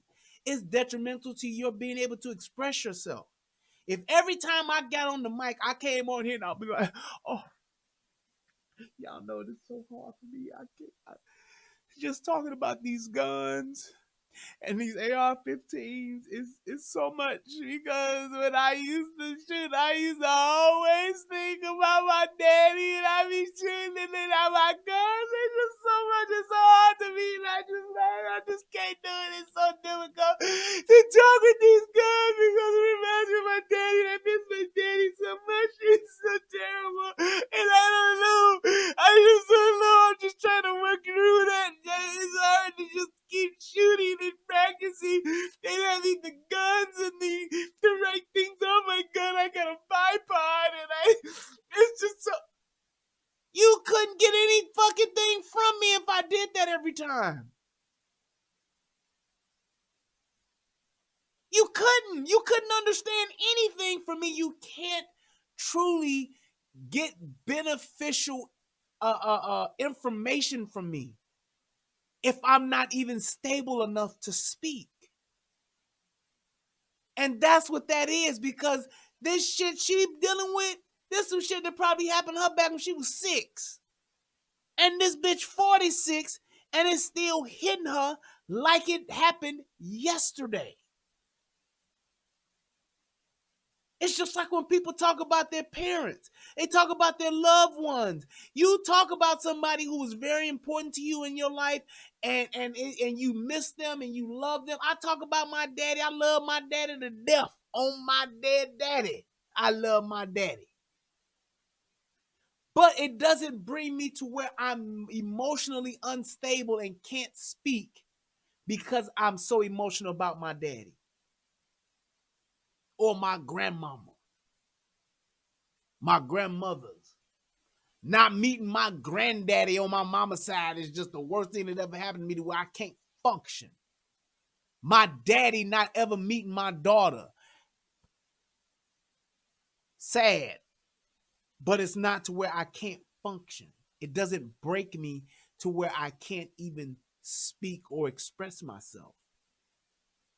That's something that men teach you. They teach you how to deal with your emotions. It's okay to have your emotions in your experience, but you still have to be able to function with those and be able to navigate through that. It's just like my daughter. My daughter, she can get so worked. If she disappoints me or her mother, she gets so worked up because she gets so hurt and she gets so emotional. If she does something wrong, she'll get so emotional. And I let her experience that. But I teach her how to stop, breathe, and speak. And she learns it now. I can literally say 1. She knows how to take a breath. 2. 3. Now speak to me, sweetheart. What's wrong? I'm sad that I did what I did. She then can now tell me why she's so upset. She's not such an emotional wreck that she can't speak. She's still hurt. She's still upset. She can still cry. She can have tears in her eyes rolling. But she's able to stop and speak. Because now she's actually getting it out, which means she's going through that emotion. She's going through that pain like she's about to do right now.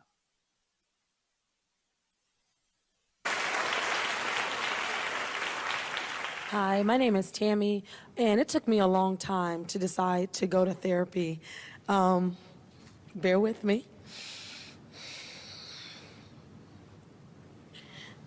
I spent 2 years in my room. On the outside, I come outside. I gotta go to work. When I die pretty soon, my daughters will be okay. I was like, God, you're gonna have to do something, because if I keep waking up like this, I can't. And so I finally started to go to therapy. And so one day I sat there and I cried the whole time, and it was group therapy. And she said, Tammy, stay after. And I'm just like, oh my gosh, she's gonna peep inside and know that I'm hoping to die every day. And she said, you are suffering from anxiety and clinical depression. Your brain has changed. You're not Superwoman. You're having a nervous breakdown. She said, you're going to have to temporarily take medication to alter your brain back to the way it was.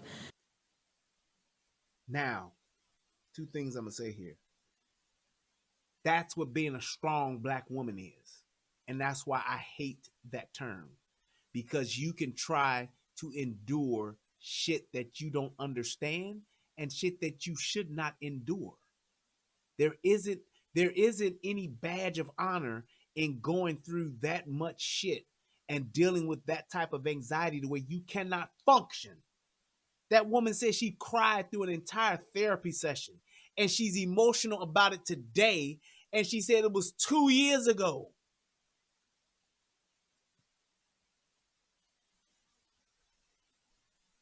Do you understand that?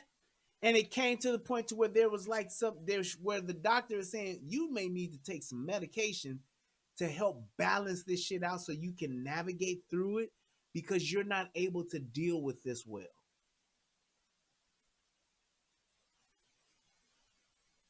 Now, as far as the medical thing, taking pills, popping pills, taking this, I'm not well versed in that, and I really can't speak to that. So I don't know how that may help or hurt you, but I will say this.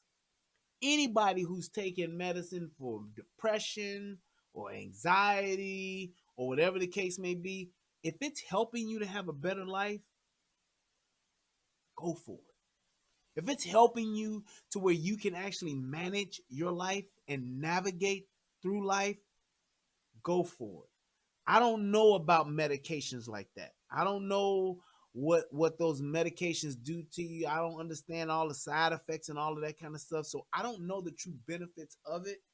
But I know that there are people who are taking antidepressants. I know that there are people that are taking medicine for anxiety and all of that kind of stuff. And if it helps you, I would definitely say go for it. Because the opposite of that is suffering. The opposite of that is not being able to manage your life. The opposite of that is you not being able to function as a normal person, whatever that may be. So the whole thing, I guess, to life, one thing is not too much of one thing is a bad thing. So the constant struggle should be, how do I achieve balance? How do I achieve balance? Where is my desire for balance? I desire balance. I desire balance for us, for you all. I want you to have balance. And the reason why I may get on one side or one side more than the other is because of the imbalance. I'm trying to tip the scale with lead and gold. I'm trying to tip the scale with a heavier element so that we can find balance. That's because now it's like this. I want to get here.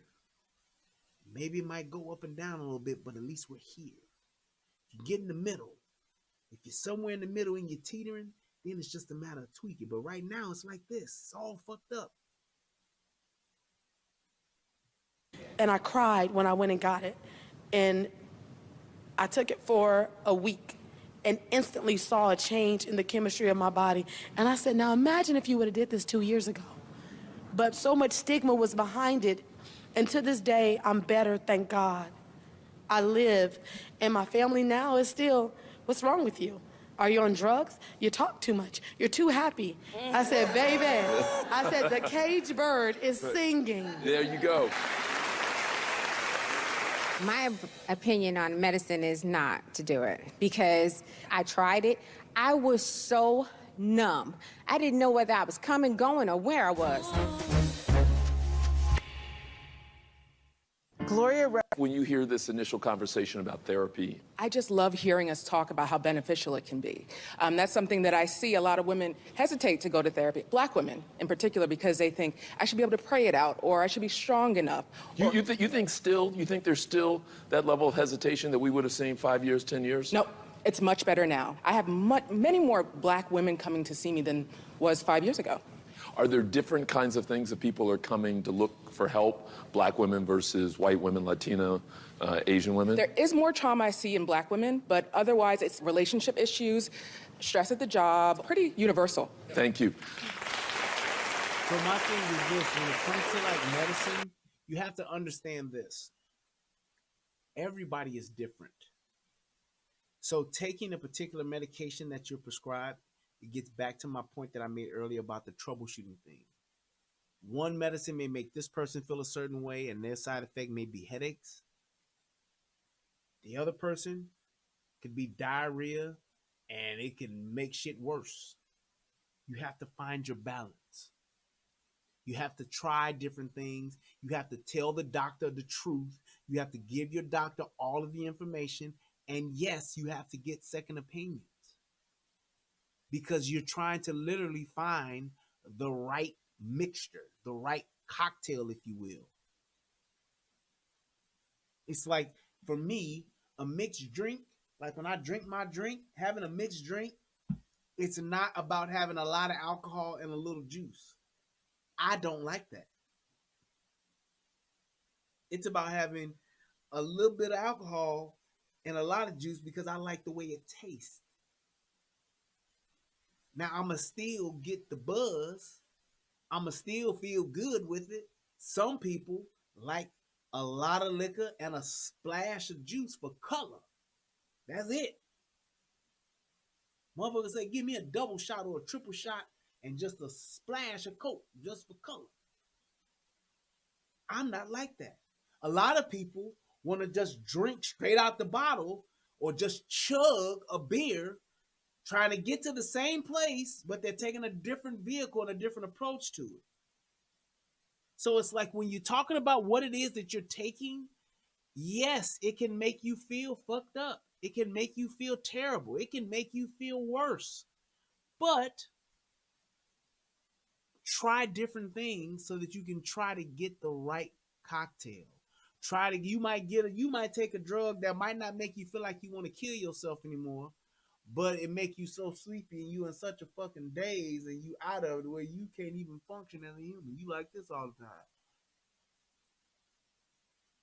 I don't feel like killing myself, but I don't feel like doing shit neither.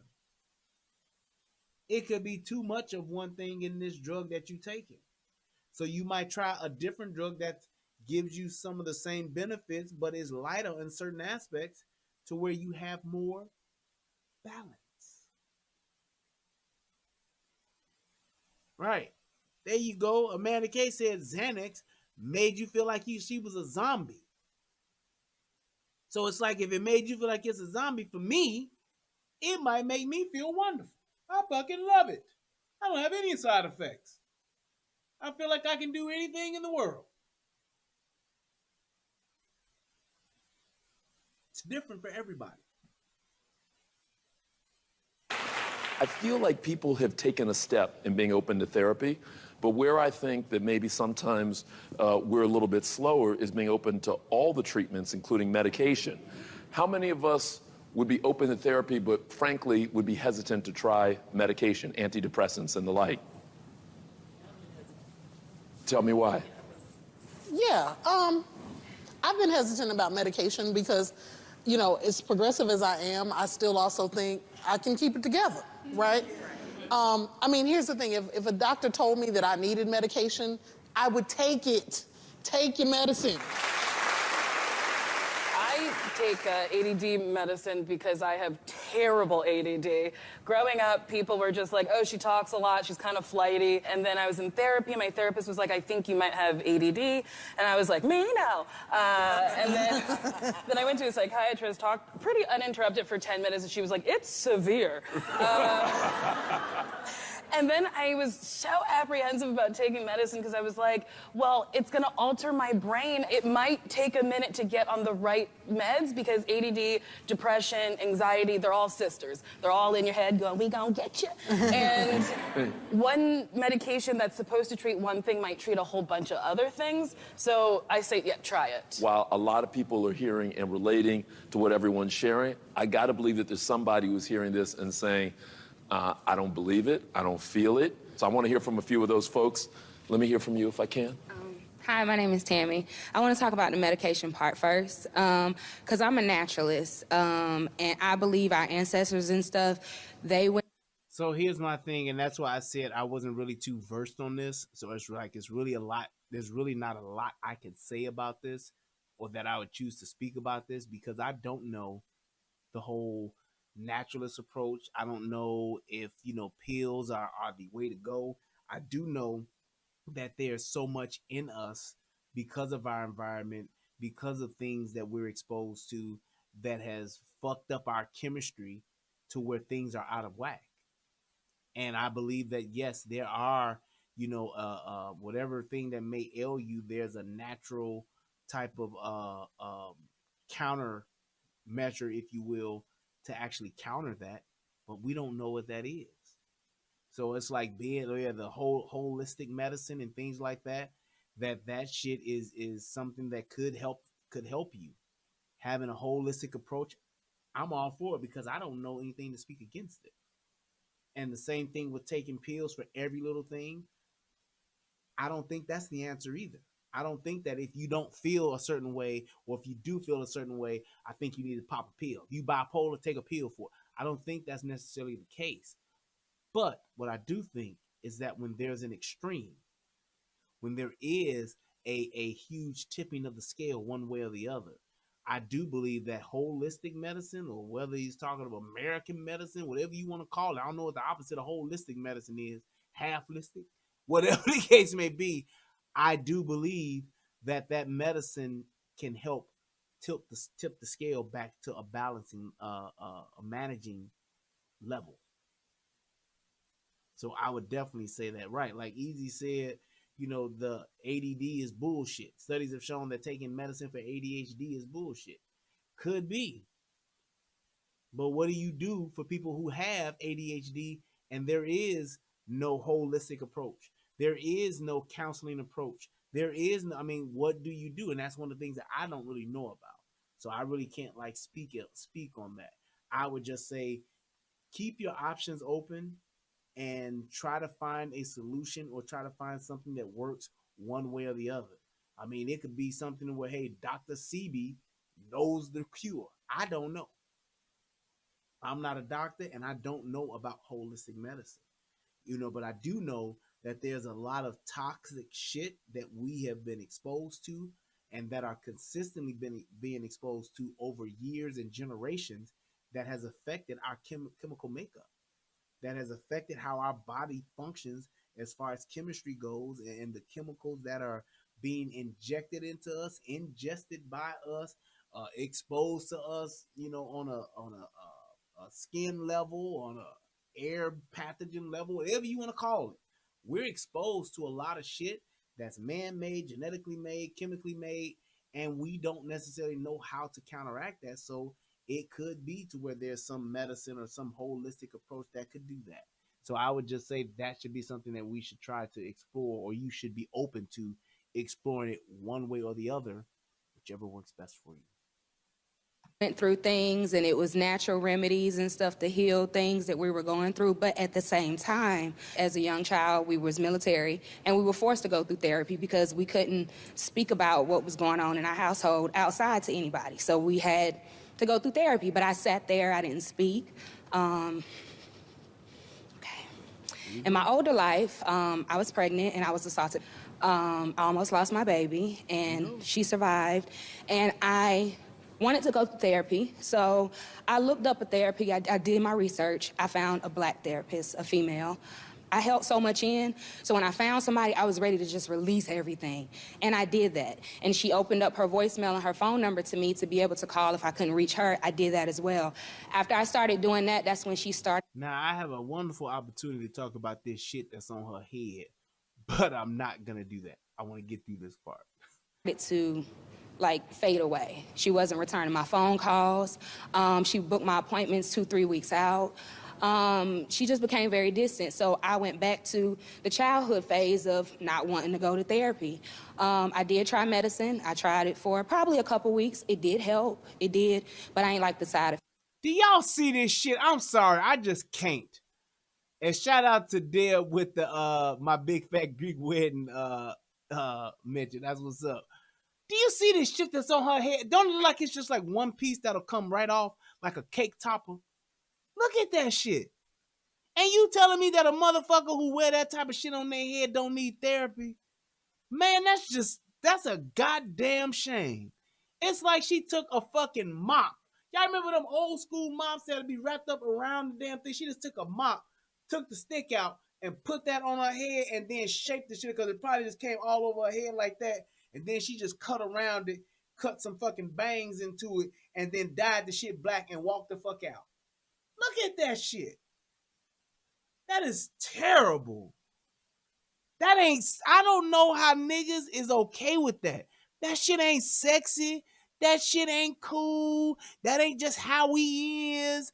That's terrible and poor self-image. You don't like yourself if you wearing that type of shit. Goro hair is longer than hers.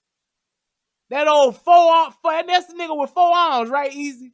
Goro got the 4 arms, 2 up here and the other 2 down there, and they beat your motherfucking chest when he lock your ass up for the finisher. His shit longer than hers, because Goro shit go up, then he got a ponytail that come down. He got some yaki that come back down past his shoulders. And that's all his hair. He got to go to Goro's Instagram. He'll tell you right now that's his motherfucking hair. God damn. It made my stomach hurt. I don't oppose of anybody else's view, but I've been on both standpoints, so I just kind of view it differently a little bit. Thank you. Let me hear from one or two other folks that also feel like they have a different point of view. My name is Jill. I actually lost 2 sons. My oldest son was murdered at 23, and then my other son went swimming and he drowned at 17. So okay, now you see that? What that bitch do?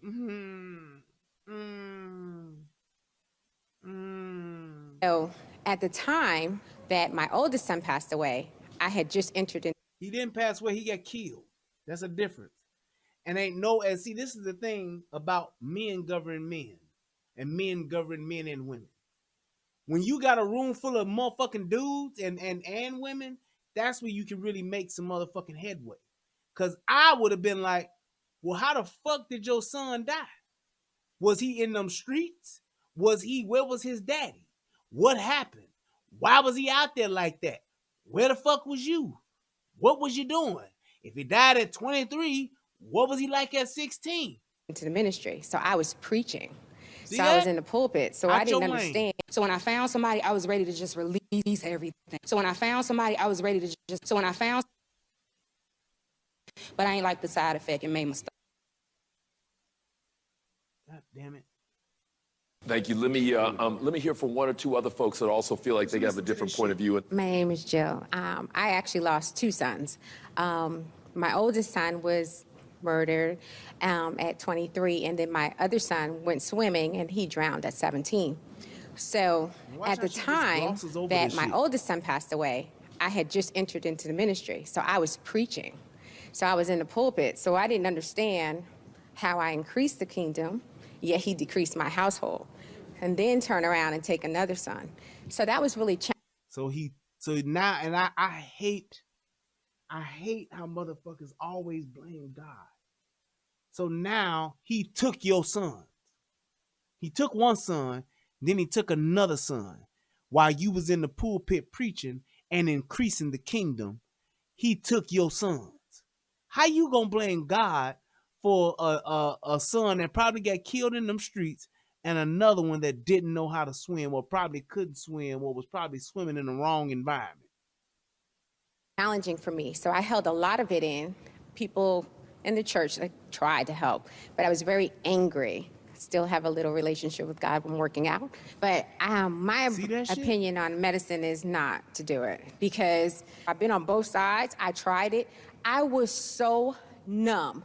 I didn't know whether I was coming, going, or where I was. For 2 years, I missed out on my other son, who was 7 years younger than my one that was taken. See, and I'm going to say this. I'm going to say this to you, Easy. I'm going to tell you one of the best things that my father ever did for me. And I'm probably going to have to cut this and do 2 parts. But one of the best things that my father ever did for me was he made me learn how to swim. And I hate it, as most kids do. I started at a late age. I didn't start learning how to swim till I was like, I don't know, about 8 or 9.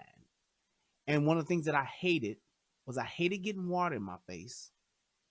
I hated to go underwater because I hated the way that water would get in my nose and get in my eyes, the chlorine from the pool. So I hated that.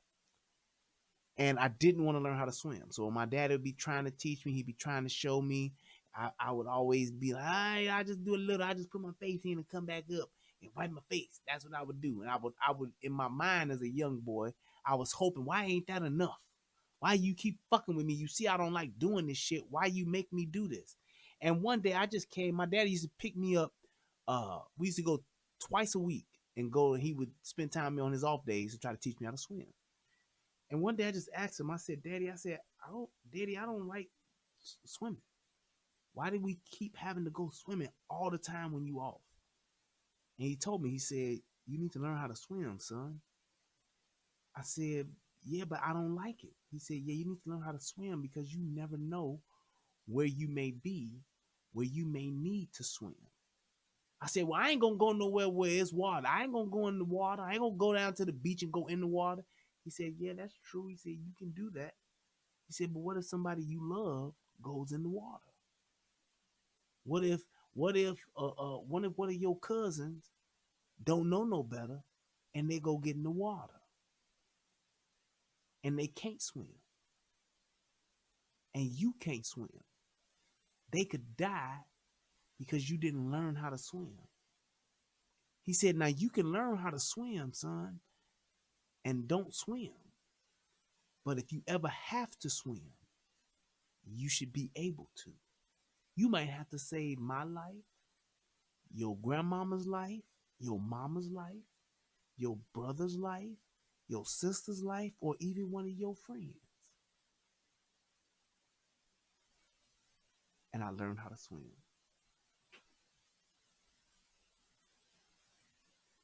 I learned how to swim. And not only did I learn how to swim, I took to the water like fish. I became a junior lifeguard at my local swimming pool. Shout out to West Pullman Swimming Pool. I did. Had 2 saves as a junior lifeguard. So not only did I learn how to swim, I became a badass swimmer. Because he made it real to me. He made me understand why I needed to learn something I didn't like and I didn't want to fucking do. Because it ain't always about me. It's about us. It's about everybody. It ain't about just the kingdom. It's about everybody. So my daddy, not realizing it maybe then or maybe he did, I don't know. But he was teaching me to be a hero as opposed to just being a king. He was teaching me and giving me a tool to be able to save not just myself, but to save others. So yeah, Easy, you don't know how to swim. And all you can do is float. But if you ever in the water and you're around me, you'll never drown. Not because I'm such a great swimmer, not because I know lifeguard techniques and I know how to swim and I know how to rescue motherfuckers. I know about reach, toe, and go, but because of my daddy. His life. And to this day, I'm still trying to get that back. And that depresses me. And I'm going to share something else. In 2 days from today was the anniversary of my 17-year-old when he went into a coma. I don't know. I really didn't know why I was here. And don't think I don't have a connection with God, because obviously he put me here now for this situation. And I really appreciate, because as I look out and I look amongst everybody here, I see loving, caring faces that really understand a woman's hurt. It gives me that strength to be able to stand here now and know that Look at 'em. in 2 days I have to relive that moment of my 17-year-old. I would love to go back to therapy because, yes, I fired my psychiatrist, I fired my psychologist. I feel like they let me down. Telling me that I had bipolar did not work. Putting me on all those medications did not work. Praying, unfortunately, it does not help. So when I leave here, I do want to know how to get in touch with you because I need help right now. You know, I do. Now, you talking about a woman? Jesus ain't helped me. Psychiatrist didn't help me. Therapy didn't help me. My friends didn't help me. You know one thing she didn't mention? She ain't say shit about no husband. She ain't say nothing about how her husband helped her deal with what she was going through.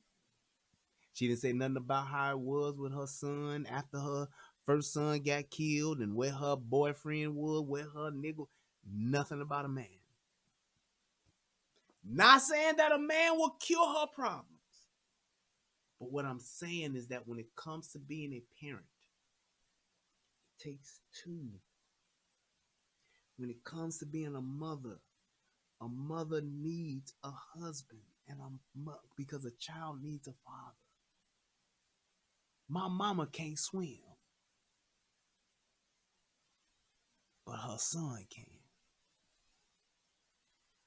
So she ain't gonna drown on my watch. You feel me? My mama didn't see the necessity and the need for me to learn how to swim because she couldn't teach it to me. But she was smart enough to stay out of my daddy's way so that he could. How many mothers save their kids, their sons or their daughters from their daddies teaching them something? When the daddies say, no, he needs to learn this. I need to teach him this. No, he don't. You doing it too rough. You yell too much. You do this too much. Women don't know how to stay out of their own way, let alone their children's way, to let them grow and to be better than them. Because in most women's nature, it's not there. Most women don't think, I want my kid to be better than me. Because they wasn't raised with both parents in the first place. Because that's something you learn from your daddy. If you a woman and you grow up around nothing but women, and you live with nothing but women, you ain't never had no daddy, ain't never had no consistent man in your life, ain't used to male energy and all of that, you know what you learn? You learn how to survive, not how to thrive. You learn how to make it. Just enough to make it. That's all I need, Lord. My sweet Jesus, just let me make it. That's what you learn.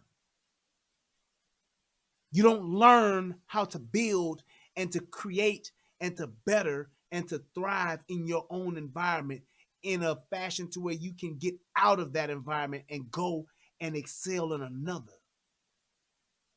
That's what fathers teach you. Fathers will do whatever it takes to make you thrive. What's the movie with Cuba Gooding Jr. and Robert De Niro? I want to say A Few Good Men, but that ain't it. It's Cookie. Robert De Niro is Cookie, and Cuba Gooding Jr. is a soldier. It's not A Few Good Men. God damn it, what is the name of that movie? A diver, where he's a diver. He's a Navy diver. A Navy diver is a such and such. He doesn't. Men of Honor. Bam. Men of Honor. That's the movie. If you watch Men of Honor, there's a part early in the movie where Cuba Gooding Jr. is working the farm with his daddy. He quits going to school to help his daddy sharecrop. And you know what his daddy does? Blisters on his hands.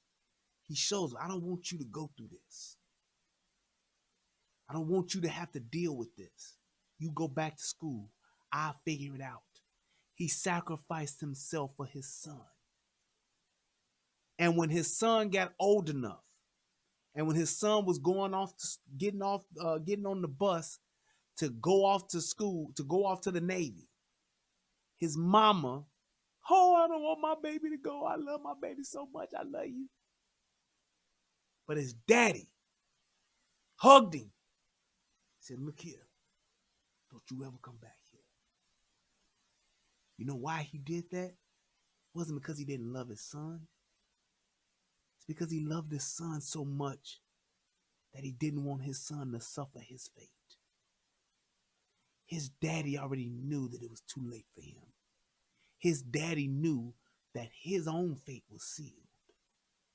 But my son can live on and live a better life than me.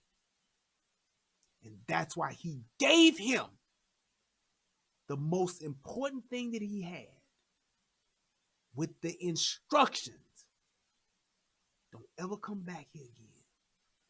And he carved on that box. And later, Robert De Niro put on there what it was. A son never forgets. Because a son doesn't. And his son had a drive put in him that let him propel himself to that of a master chief. Because he knew at the end of the day, I can't come back there because my daddy told me not to. So everything that I'm doing is to keep me from having to come back to make my daddy proud. Because a son never forgets. Because I am my father's son. That's a mentality. Most women don't want their babies to leave them. Most mamas don't want their sons to go. Most mamas will baby their sons to the point to where they cripple them. Most mamas will do that.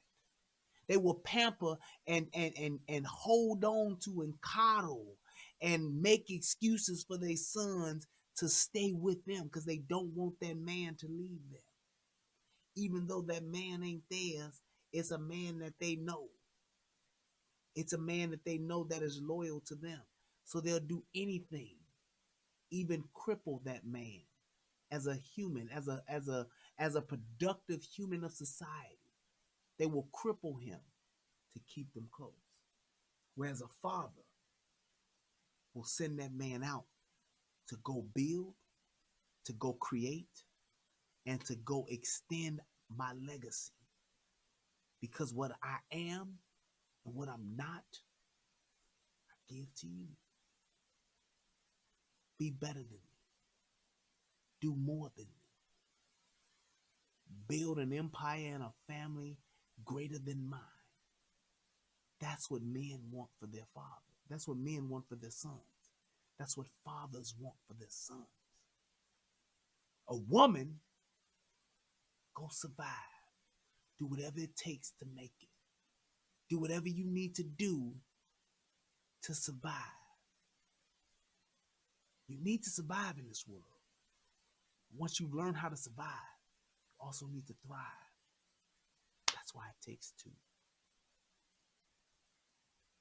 That's why it takes two. That's why fathers take their sons and shape them and mold them to be more than what they are. That's why fathers teach their daughters to pick and choose better men than them. My daughter can't come home or bring a nigga home that ain't meeting or above my standards. She can't. Now, if she chooses to, that's on her. But she will not have my favor. I love my daughter till the day she died, till the day I die. She won't have my favor, though, when she does not abide by my wishes. Because even though she don't know what I want for her, is more than what she wants for herself. That's why women need to listen to men. That's why men should be the head. That's why men are supposed to quarterback. That's why men should be in the position that they're in, because they want more for you than you want for yourself. Think about women. Think about all them niggas that you went with, fucked on, let fuck you, let dog your ass out, and think about that other nigga that would never have done that. You equate him to being weak, but you equate the thug bad boy to be your heart's desire. That man that you call weak, that's a simp, sucker, lame. He actually thinks higher of you than what you think of yourself and wants more for you than what you want for yourself. And you are so immature in your decision making. You are so damaged and make poor decisions because you are damaged to where you can't even see that for yourself. And then that man that treats you like shit know that he treating you like shit, and you know he treating you like shit. You still have a desire for him because you want to change him. If you could change him, then that's a reflection of you. Fuck what you can do for yourself. You want to do something for another motherfucker to show what you can do yourself. That makes no sense. There should be nothing that you would do for someone else or bring out in someone else that you're not bringing out in yourself.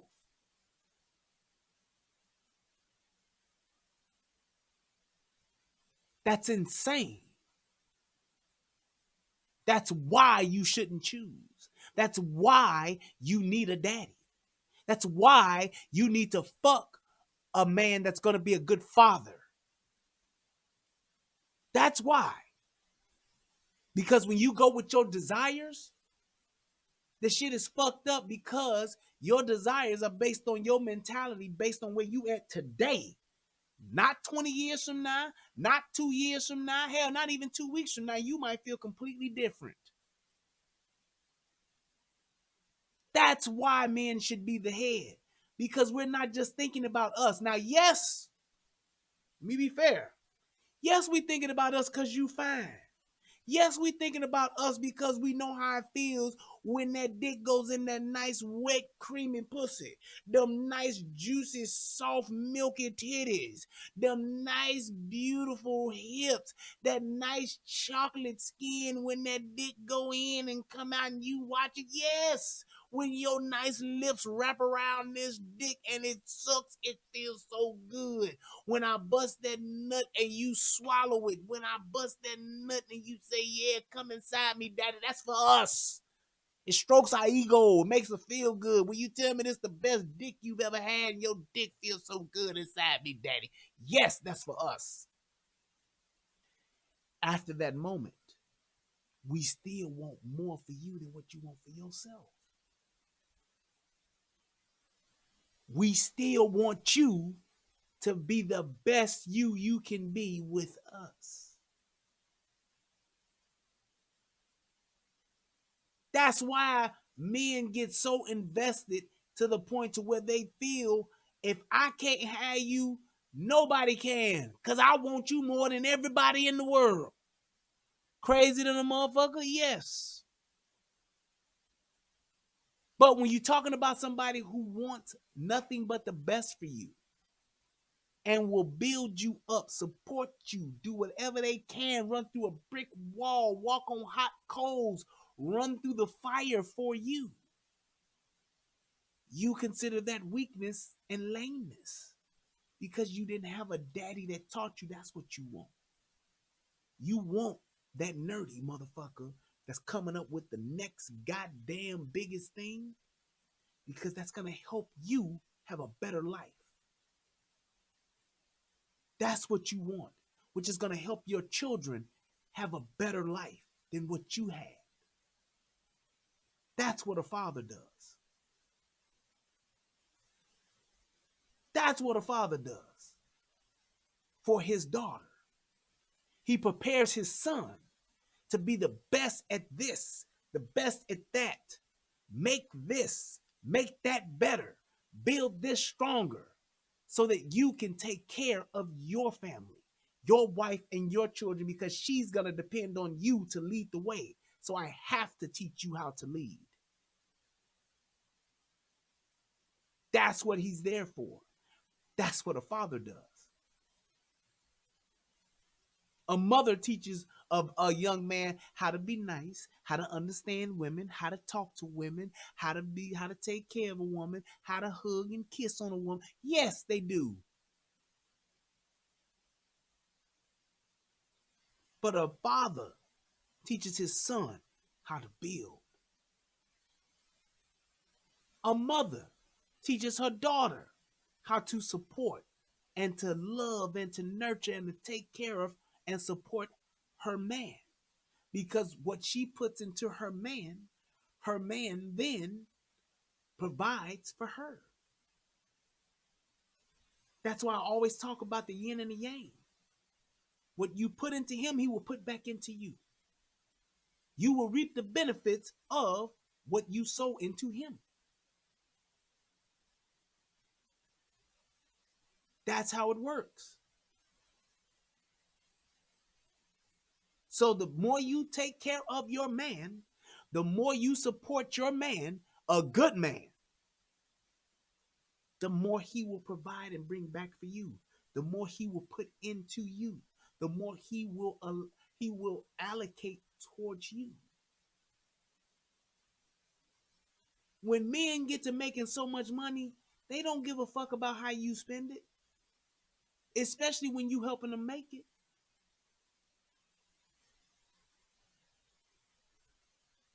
So you want your red bottoms and shit like that?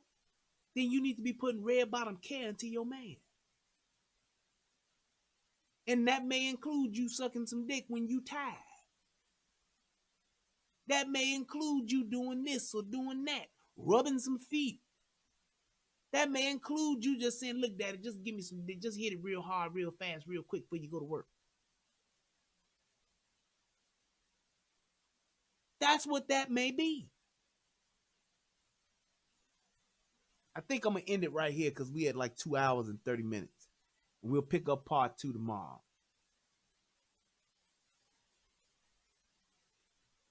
But my thing is this.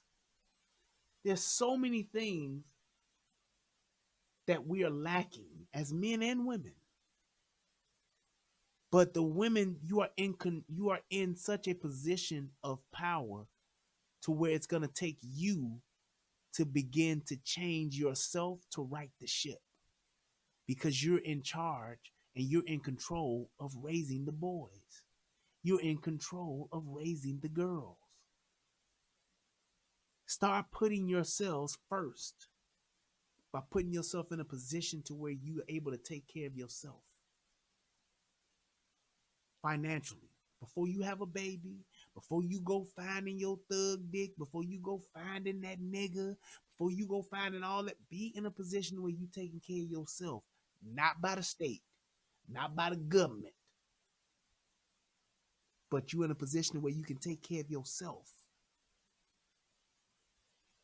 Then you can have something to bring to the table besides your body that can actually help build something with a builder. You have raw materials that a builder can use to build something. And men, come to the table with more than just some slick game and some dick. Have something. Have a good job. Have some means and some resources. Have some connections. One of the worst things in the world is a nigga that feels sorry for himself and don't do shit but make excuses as to why he ain't getting shit done or doing shit with his life. They won't let me. They don't give me no chance. They won't let me. Don't nobody help me. Don't nobody love me. Ain't nobody there for me. It's one of the worst things in the world. I can't stand that kind of nigga. That kind of man. Don't do shit but make excuses about how ain't nobody helping him and ain't nobody there for him.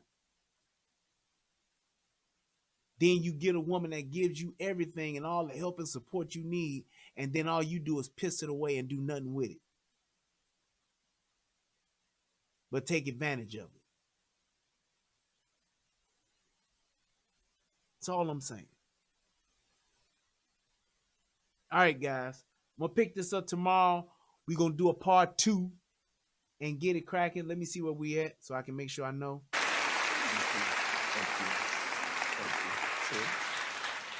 Hi, my name is Karen Camper. I'm a state representative from Memphis, Tennessee. Mental health has been a stigma in our community.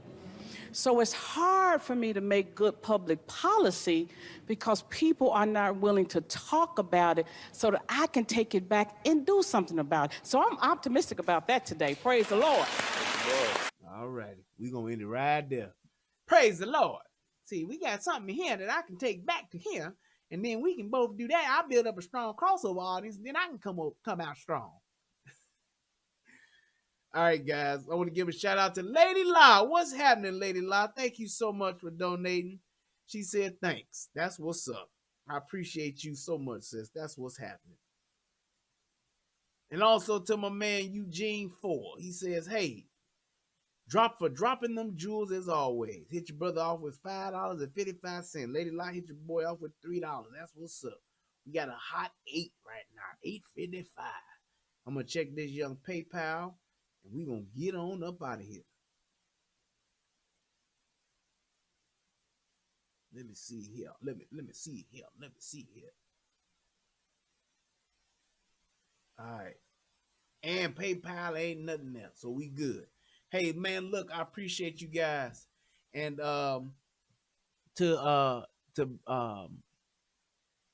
everybody that came on tonight, I really thank you guys. Thank you for clicking the like. Thank you guys for just doing what it is that y'all do and coming through and supporting your boy. Y'all ain't got to come here. Y'all ain't got to click the damn like. Y'all ain't got to do shit. But y'all do. And I appreciate y'all. Thank you guys so much. I love doing what I do. And I love the fact that y'all dudes y'all dudes and women come and support me every night. Shout out to you, Beverly Jones. I know that I saw that you said you miss your husband, and I can only imagine what type of absence and what type of void that is. But hey, was it because that was yeah, I think that was Beverly, wasn't it? Yes, it was. Yeah. But I appreciate you, and I appreciate the time, and I appreciate you staying up late to hang out with us. It's all good. Shout out to you, Amanda K, for keeping the chat going. My man Kevo4. Richard Lovelace, Big Kurt, that's what's happening. Hit me with the man of honor, my man Skohar, April Danielle. Thank you guys. Thank you, ladies, for always saying what needs to be said. And thank you all for just giving your experience. Thank you so much. I really do appreciate it because it matters. And when other people watch this, they can see that it ain't just them. They can see that it's more than just them. Shout out to my man Tim Dog. Shout out to Sylvester M. Deb. Thank you guys so much. My brother Eric, I love you, man. And to everybody else that joined the show, even if you didn't say nothing, just listen to me run my mouth. I appreciate you. Gratitude. Shout out to my man DJ Just JOK. Shout out to Lady La, Princess X, my man Bolo, and to my brother from another mother, my brother Tommy Sotomayor. I hope that you are well. And if you're not, I hope you get well, brother. I love y'all. Peace, and I'm out. Shout out to Soto Nation and the AFC and to my lovely wife. I love you, baby. Y'all have a good night.